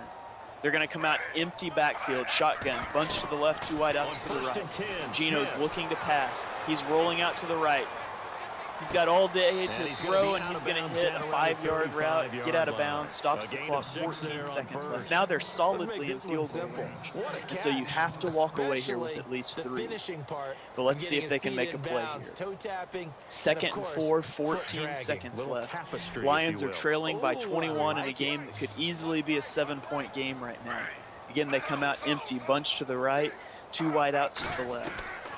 Drops back to pass, 3-man rush. He has time to throw. He's sitting in the pocket. He throws a corner route, and he doesn't stay in bounds. That's a terrible route by the wide receiver, as he had all the room in the world to make that catch, and it would have been down around the 15-yard line, but he can't stay in bounds, and so that's going to get us to 3rd and 4 with 10 seconds remaining. You know, at this point, if I'm Sean, not the greatest passer, I'm probably going to run a draw, something like that. I'm not going to try to go get the touchdown. It's not going to happen. I just want to get a couple more yards for the easy field goal, but we'll see what happens here. He's again in that empty set, drops back to pass, has the 3-man rush, and he's going to roll out into a sack. The one thing that you cannot do is take a sack, and he takes a sack against a 3-man front. Calls the timeout. It's going to be a loss of 4 back to the 39-yard line. And so he's going to attempt what'll be, my math's not great, but I think it's a 56-yard field goal to get on the board here at the end of the first half. The snap is down, the hold is up, the kick is up, it's got the distance, and it splits right down the middle. And so we're going to go to half 21-3 with the Bears leading in a game that could easily be 14-3. And it looks like the Bears get the ball to start the second half. Not good news if you were a Lions fan, but it is what it is. You need your defense to go make a stop. They've got a lot of money invested in this front 7 right now. They need to step up and make a play and get the ball back for this offense. Kick's going to be into the end zone, and Trevor's going to bring it out from 8 yards deep. He's going to swerve back to the middle, and he's going to get it all the way out to the 28-yard line. And so if you're the Bears here, you're a pretty balanced team, not dominant passing, not dominant rushing, but I would say above average in both. But this is where you really want to see Trey Medina just pound the rock and grind this clock out. Make the Lions earn everything that they can get, because they've struggled on offense. They've only got 60 yards this entire game. And so I would imagine we're going to see a heavy dose of Medina as the Bears come out and single back deuce close. You got to watch for the wham on this. Trevor also likes to run bench, and he also likes to audible out of it a lot. And so he's going to audible out into shotgun, 2 wide outs to the left. Medina is off to the right side of Mitch Trubinsky. Sean appears to be in a cover 2 sort of coverage here. Yep, cover 2. The snap is going to be a handoff to the left side. Medina is going to be hit in the backfield, but he fights forward for 2 yards. And so that's a positive play. That's all you need. Just grind some yardage. Medina only has 12 carries on the day, but he's up for 82 yards and 2 touchdowns. And so running the ball's working. I expect to see a heavy dose of that on this drive. They break huddle and pistol ace personnel with 1 wide out to each side. Medina's flanking. Mitch Trubisky, I totally forgot his name. It's going to be a strong power to the left. They've got a free run at Medina. He tries to spin, but he's not going to be able to shake that off. That's going to be hit from drop for a 3-yard loss to bring up a 3rd and 11. So 3rd and 11 here. I'd like to see the Lions get aggressive and dial up a rush here. If you're the Bears, I think Trevor's probably looking to throw the ball here, but who knows? You get the first down, you can grind a lot more clock. He comes out and deuce close, and he's actually going to snap it. It's a play action. He's got a crosser. He throws it, and oh my gosh, Sean is a half a step away from picking that. Is a great read, but he's a half a step late, and the Bears are going to pick up the first down. That could have been a crucial play for the Lions, but they're just a half a step slow, and so they're going to come out single back personnel, 2 wideouts to the left, 2 tight ends to the right. The Lions check into a different coverage, check into a cover 2 look. Mitch Trubisky counters. It's a chess match going on out here on the field. Trubisky sends a man in motion from the left to the right. He's going to run. I'm going to guess he's going to run it right up the middle, and he's got all kinds of room. Lowers his shoulder, but he's pushed down just shy of the first down. 2nd and 1 coming up. As the man, getting tongue-tied again. I cannot read chat and talk at the same time. Whatever. Bears come out, single back. They've got a bunch to the left, 1 wide out to the right. This is a play you can expect to see tossed sometimes, and it is tossed to the left side. He's got blockers all over the place, and he's easily going to pick up the first down. It's going to be down to the 37-yard line. Medina's up to 96 yards on the game, 2 touchdowns on 15 carries. And so he's having a very productive day, rushing all over this Lions front 7. If you're the Lions here, you've got to come up with some answer for this running game. You have to make the Bears take the ball to the air.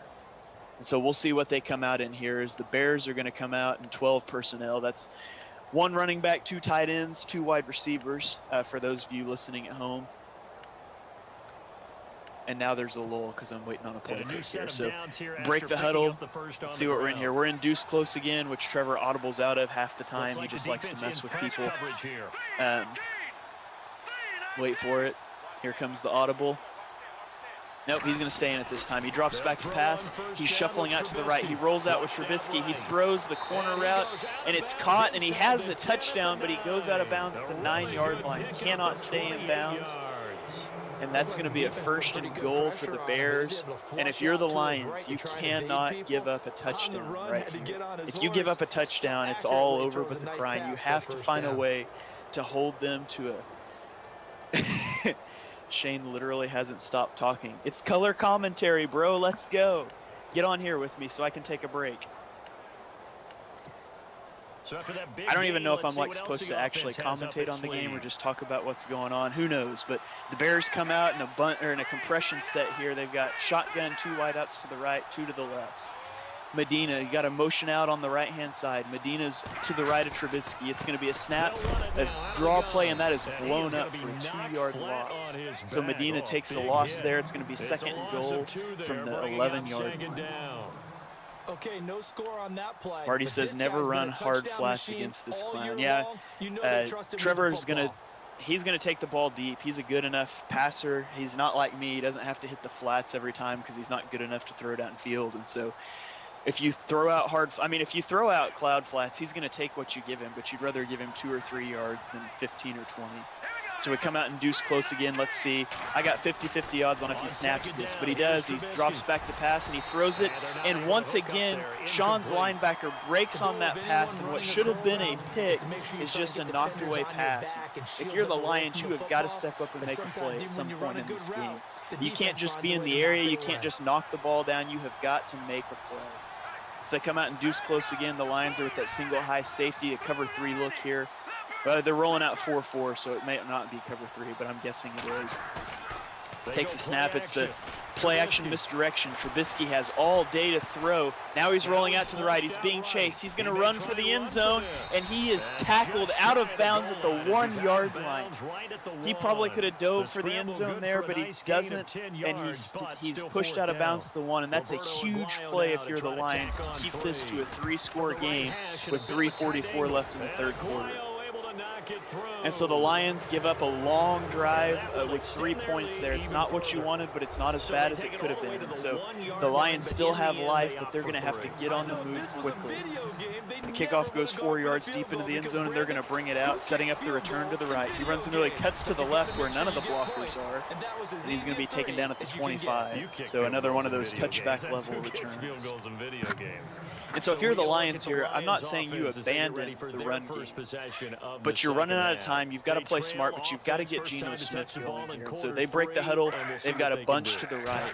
He's going to run an end around to Corey Coleman, and he loves that play, and he's got room to move, and he gets hit hard for a 12-yard gain at the 37-yard line. So we've got a 1st and 10 with 3:29. That's a great play for a guy like Corey Coleman. Get that 93 speed around the edge and get the block. The defensive end was there to make the play, but he just misdiagnosed it. So we come out in the same formation, bunch to the left. We're going to run a toss out left, and Trevor users it, and Sean's pulling tackle just doesn't touch anybody. Got a lot of room to run, but unfortunately the tackle never touches anybody on that play. And so that's going to be a 2-yard loss, 2nd and 12. So let's see what the Lions can come up with here. 2nd and long, you don't got to get it all, but you've got to get something. And they come out with 2 wideouts to the right, 1 to the left. Curry is offset to the left in the shotgun next to Geno Smith. Geno's calling hot routes. He takes the snap, drops back to pass. 3-man rush. He has time. He maneuvers the pocket. He steps up, and he's going to throw, and that's going to be picked. And that's reservations for 6 as the Bears are going to wrap this game up. Oh, excuse me. I jumped the gun. He's tackled at the 1-yard line, but it's not going to matter. That's the ball game, folks. There's no way that the Bears are going to come back from that. It's too much to ask for. Trevor's too smart of a player to let this get away from him. So that worked really well last week because he had made it all the way to the end zone. This week he got the Oski, maybe not a touchdown, but boy, he's playing really well. So they're operating in the red zone.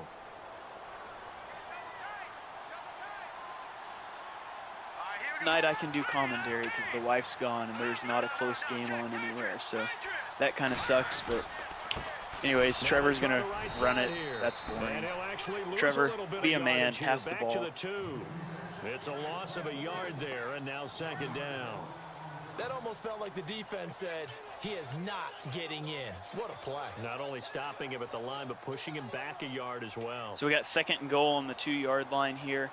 Trevor's going to come out in 12 personnel again, 2 tight ends, 2 wide receivers, and he's probably going to be a little girl and run the ball again because he's scared. So we'll see what happens here. Yep, run right up the middle, and he's going to be dropped for another yard loss. And so now it's 3rd and goal from the 3-yard line. Come on, Trevor. Man up. Give us something exciting. Throw a pick 6 here. Let's make this an exciting game to watch. Comes out bunch to the right. Sean's in goal line. That's a bad matching of personnel. And yeah, he's going to get that toss on the right. Pancake blocks, and that is a touchdown. Touchdown, Bears. A great play there. His 3rd touchdown of the game, number 19 on the year. And the Bears use the short field to their advantage as they cash in for 6. Set now to kick this one away, and off it goes. Now I feel for the guys that get pegged to do commentary when, like, the Patriots play the Browns and it's going to be a blowout. Might have to switch over to Omar's highlights. It's come to that.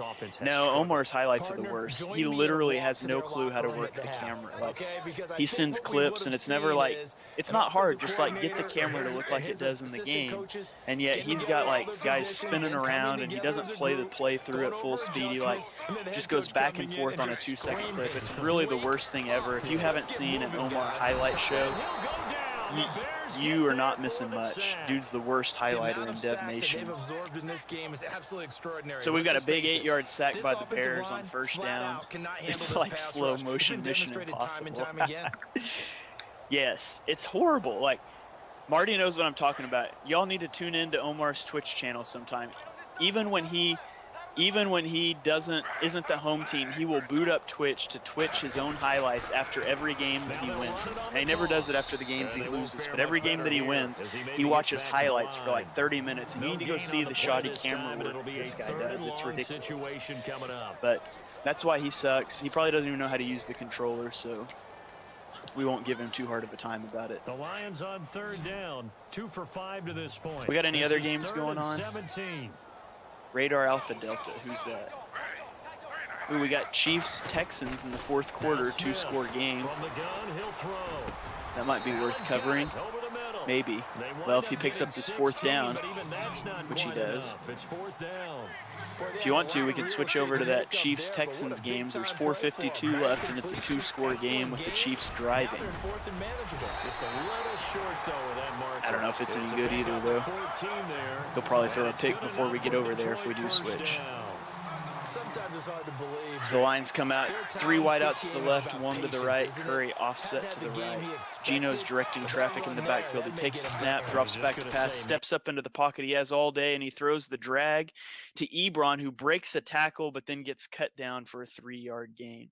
And they're going to hurry back up to the line. 2nd and 8, 27 seconds left. The clock is ticking down, and the Lions have got to do something fast. Same formation, 3 to the left, 1 to the right. Curry offset to the right. It's going to be a base. His guard runs into the hole and just stops and trips the running back. He can't catch a break, and Curry only has 27 yards on 10 attempts in this game. Just a bad showing by this Lions offensive line, a bad showing by the running game, and there's not a lot that you can do sometimes when it's just kind of stacked against you like that. But you make the best of it, and sometimes the best of it is getting drilled by one of the league's best. And so that's what's happening to us right now. And I see we're scrolling through here.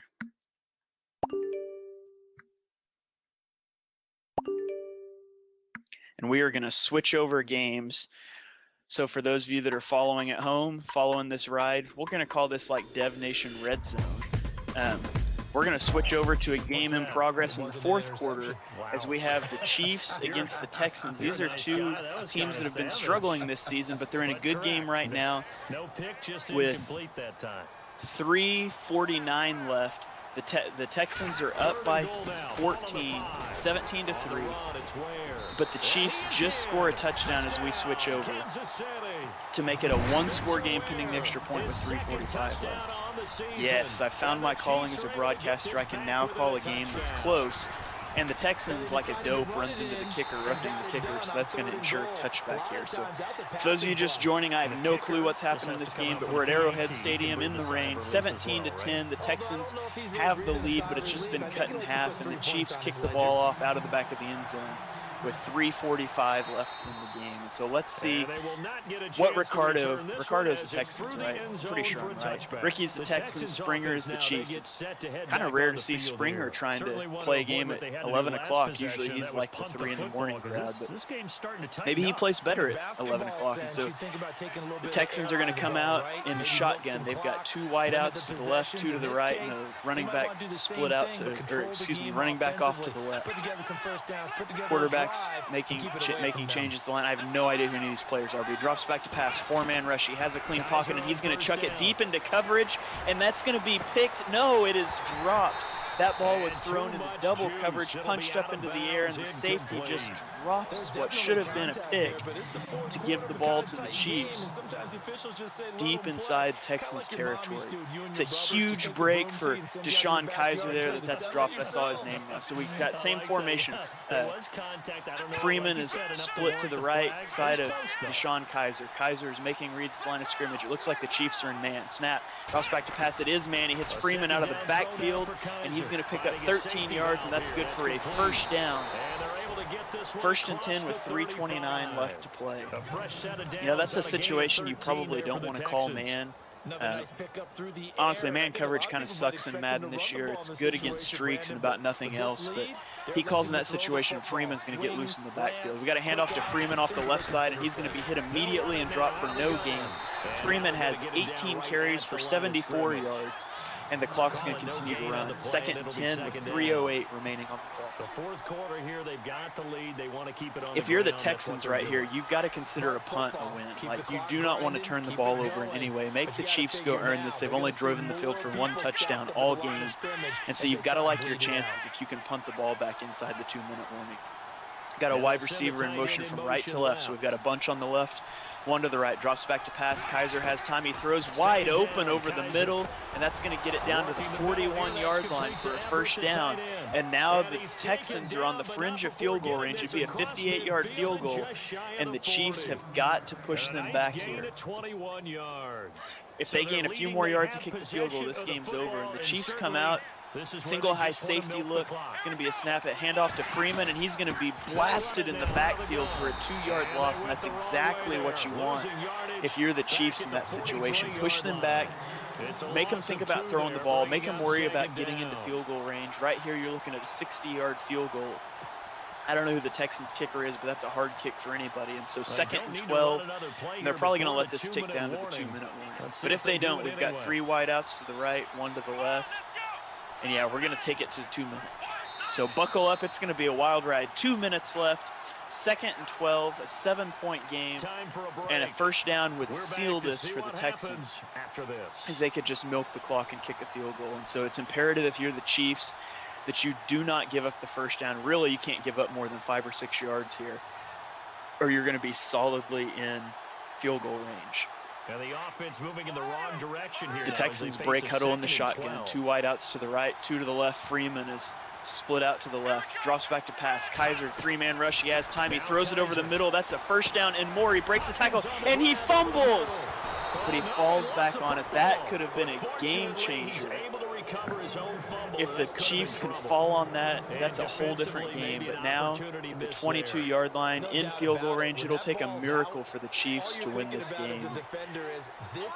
The clock's going to tick down. It's going to have to be an incomplete, or it's going to have to be a, and there's another fumble, back-to-back plays, and this time the Chiefs dive on the ball. Oh my gosh, we've got a game. Freeman right up the middle, and they get the strip, 2 fumbles in 2 plays, and this time the Chiefs recover the ball, and we are back in business. There is a 1:36 left. If you just tuned out of the game, you better tune back in, because the Chiefs have the ball with a chance at life here. They come out in the shotgun, 136. Can they do a 78-yard drive? Drops back to pass. He's got time. He throws the out route, and just like that, it's over. Horrible read. Throws an out route right to the defender in the flat, and that's going to be a pick 6. You got me all excited about this miracle comeback, and it ends like that. Pick 6 touchdown for the Ricardo's Texans. And, Ricardo is going to pick up the win, barring something crazy. We've seen Omar blow bigger leads in less time, and so we won't tune out just yet, but it's going to take a miracle. Yeah, that was fun. That was fun for about 10 seconds when I thought we were going to have a close one here. And so the kickoff's going to be deep, 8-yard line. He's going to roll it out here. I'm not repeating that on the air, Omar. You get on the mic if you want to argue with me. But for those of you that don't remember, you can go to our YouTube channel. Omar had a great meltdown against Francis last Madden, where he blew a 14-point lead. Literally, he was up 14 points with 11 seconds left in the game, and he lost. It was one of the greatest things in Dev Nation history. It's in one of our top plays. Marty, you need to get on making a 30 for 30 for that. Like, I still can't believe that. And so maybe the Texans, or maybe the Chiefs can have some sort of miracle here. They've split out 3 wideouts to the right. Travis Kelce is to the left, and they're going to motion Kareem Hunt out to the left as well. So an empty set. Calling a lot of verticals here. He drops back to pass. He chucks it deep, and it's going to be caught. Nope, it's going to be dropped. Would have been a big completion. Watkins has thrown 5 picks this game. None more decisive than that pick 6 just a few moments ago, though. So they're going to come out here. 2 tight ends to the right. 1 wide out split to each side. They're going to run a play action pass, bootleg it out to the left. He's got room to run. He throws another flat route, and to be honest, you don't have time for flat routes when you're down 14 with a minute left. So they're going to no huddle, 4th and inches here. Comes out in deuce close. You're looking at a bench type play here. He's got the flat. He throws it. It's going to be complete to Kelsey for the first down, and he's going to call his first timeout. And so with that timeout, you have to, I mean, you're conceding, you got to get the onside kick. And so first you got to get the touchdown, then you're going to have an onside kick. See if you can win this game. So drop back to pass, send everyone vertical, throw it up the seam, and it's going to be caught. And he'll hang on at the 34-yard line. No huddles. The clock continues to run. 45 seconds. They get up to the line. Can they get in the end zone and score a touchdown to give themselves a shot at an onside kick? Running the same play, 4 verticals, and this time he's going to take a huge sack. He cannot take a sack in that instance. He's lucky he didn't fumble. He was throwing the ball, but calls the timeout. There's 36 seconds left, 47 yards away from pay dirt. Do you believe in miracles? Every detail possible. Hey, I just do what I can, and I really suck at it. I want to get Omar on the mic sometime. That'd be awesome. They're going to throw a screen pass out to the flat. They've got blockers, and they're going to get down to the 35-yard line. They gain some of the time back, take their last time out, and so we're down to a 3rd and 11 with 30 seconds remaining. Got to get a significant chunk of yards here. Have a couple plays called in advance. Get out of bounds if you can. But more than likely, this is just going to be Streak City again. Now we're going to go corner strike, throw the corner route. Is it caught? Nope. Incomplete pass out of bounds. We're going to come up with a 4th and 11 with 26 seconds left in the game. But that looked like an ill-advised throw to me. I didn't see anything open. Wait, seriously? Steve just quit? I thought he might get outside and just what a chuck it bum. away. Dangerous What pass, happened? incomplete. Got breaking news from Devastation Nation that Steve, the owner of the Vikings, quit. And Watkins going to throw a 6th pick of the game. This one might go back for 6-2. Now he's going to go out. He's going to go down, and that'll end that game. And so what we've learned tonight is that any game I commentate, it's not going to be a good game, but it's going to be entertaining anyways. I'm going to peace out of here and try to get a little bit of, if I get a Madden game started before the wife gets home, I can finish it without getting in trouble. So pro tip for all you guys out there that aren't married yet, when you get married, you got to learn to time when the wife's going to get home. Ideally, you want to be like, oh my gosh, the Chiefs get a strip because the Texans are stupid enough to run a play and it's going to go back for 6 with 9 seconds left. And now all of a sudden we have an onside kick Hail Mary situation where the Chiefs could potentially get back in this game. This is why you don't run the ball, Pascal, when the game is already over. Somebody clip that. Somebody clip that. How can we get ourselves moving again? How can we get our team going? This definitely qualifies. Clip that and send it to Pascal as we line up for the onside kick and then at least one play. And like onside kicks usually do in Madden, it's right to the Texans. Hey, let's see if he throws it, if he runs the ball again here, if he's smart enough to take it. Put a capper on this one. They had to go for it with no timeouts remaining, though. Now this one's as good as so anyways, back to what I was saying. Pro tip for all you guys that aren't yet married, when you do get married, you got to learn to time when the wife's going to get home. And so if you can get a Madden game started like 5 minutes before she walks in, you're golden.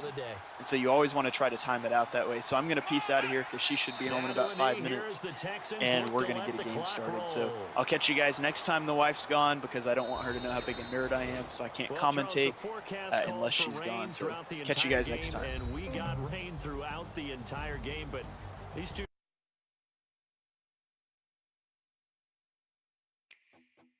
Let's have a Mario Kart tournament.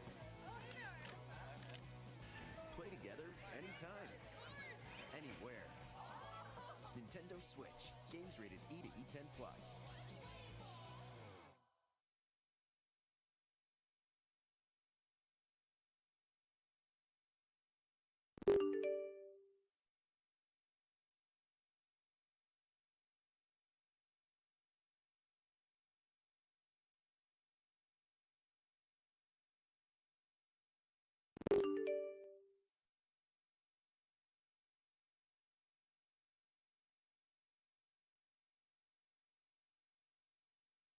How things have gone here. That play was just shut down right from the start. And not going to give them a lot of confidence to help turn things around.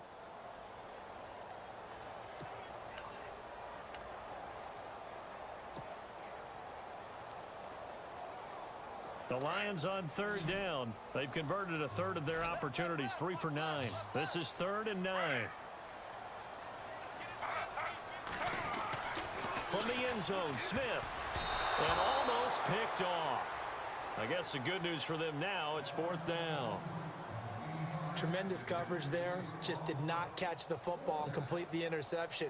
But what do they say all the time? If he had really good hands, he'd be playing offense. Here's Sam Martin now.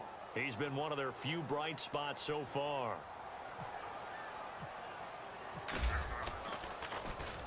And he's able to get it out of there, and this is a pretty good kick. Take it at the 37. That'll be put in the books as a 53-yard punt.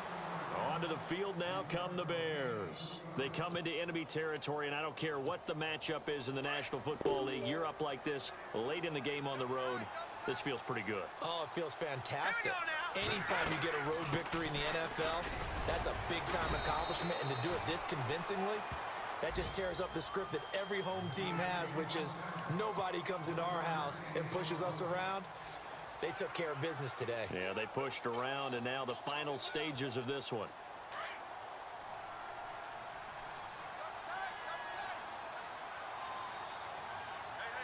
Here we go. Blue 90. Blue 90.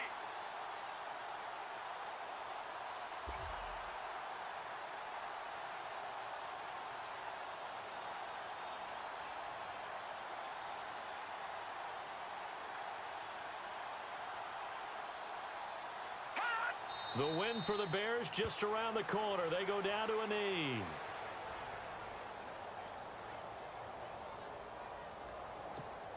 And barring something unforeseen, this will be the last play of the game. A road win in the National Football League. Charles, you never take that for granted, no matter who you're playing, no matter where you're playing. You take it and you run with it. And you know you primed the pump all week in your own home facility. No one thinks we can do this. Only people who believe are right here in this room. And then you go on the road, band together, and get it done. So for Chicago, the win will help them keep pace in the playoff race as they move to 6-3 on the year. And they'll return home next week to take on the Green Bay Packers. Meanwhile, for the Lions, their season is on life support somewhat now at 3-6. And they'll be off to Minneapolis next week for a look at new U.S. Bank Stadium and a date with the Vikings.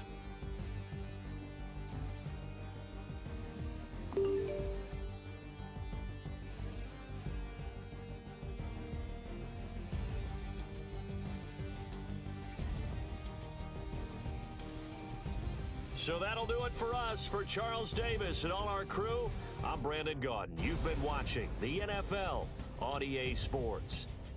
With that, we say so long, everyone, from Ford Field.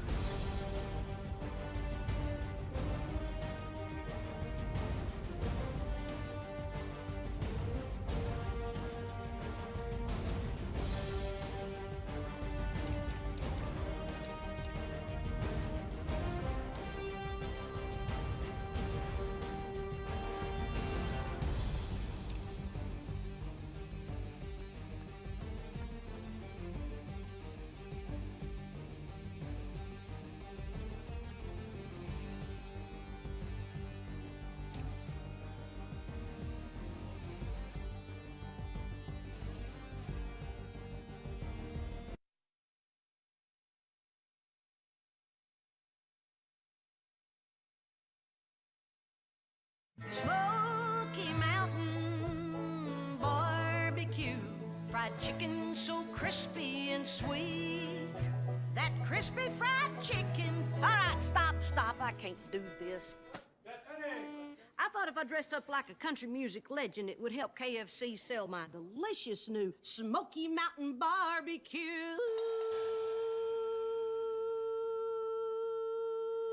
Try it in the tenders basket for just $4.99.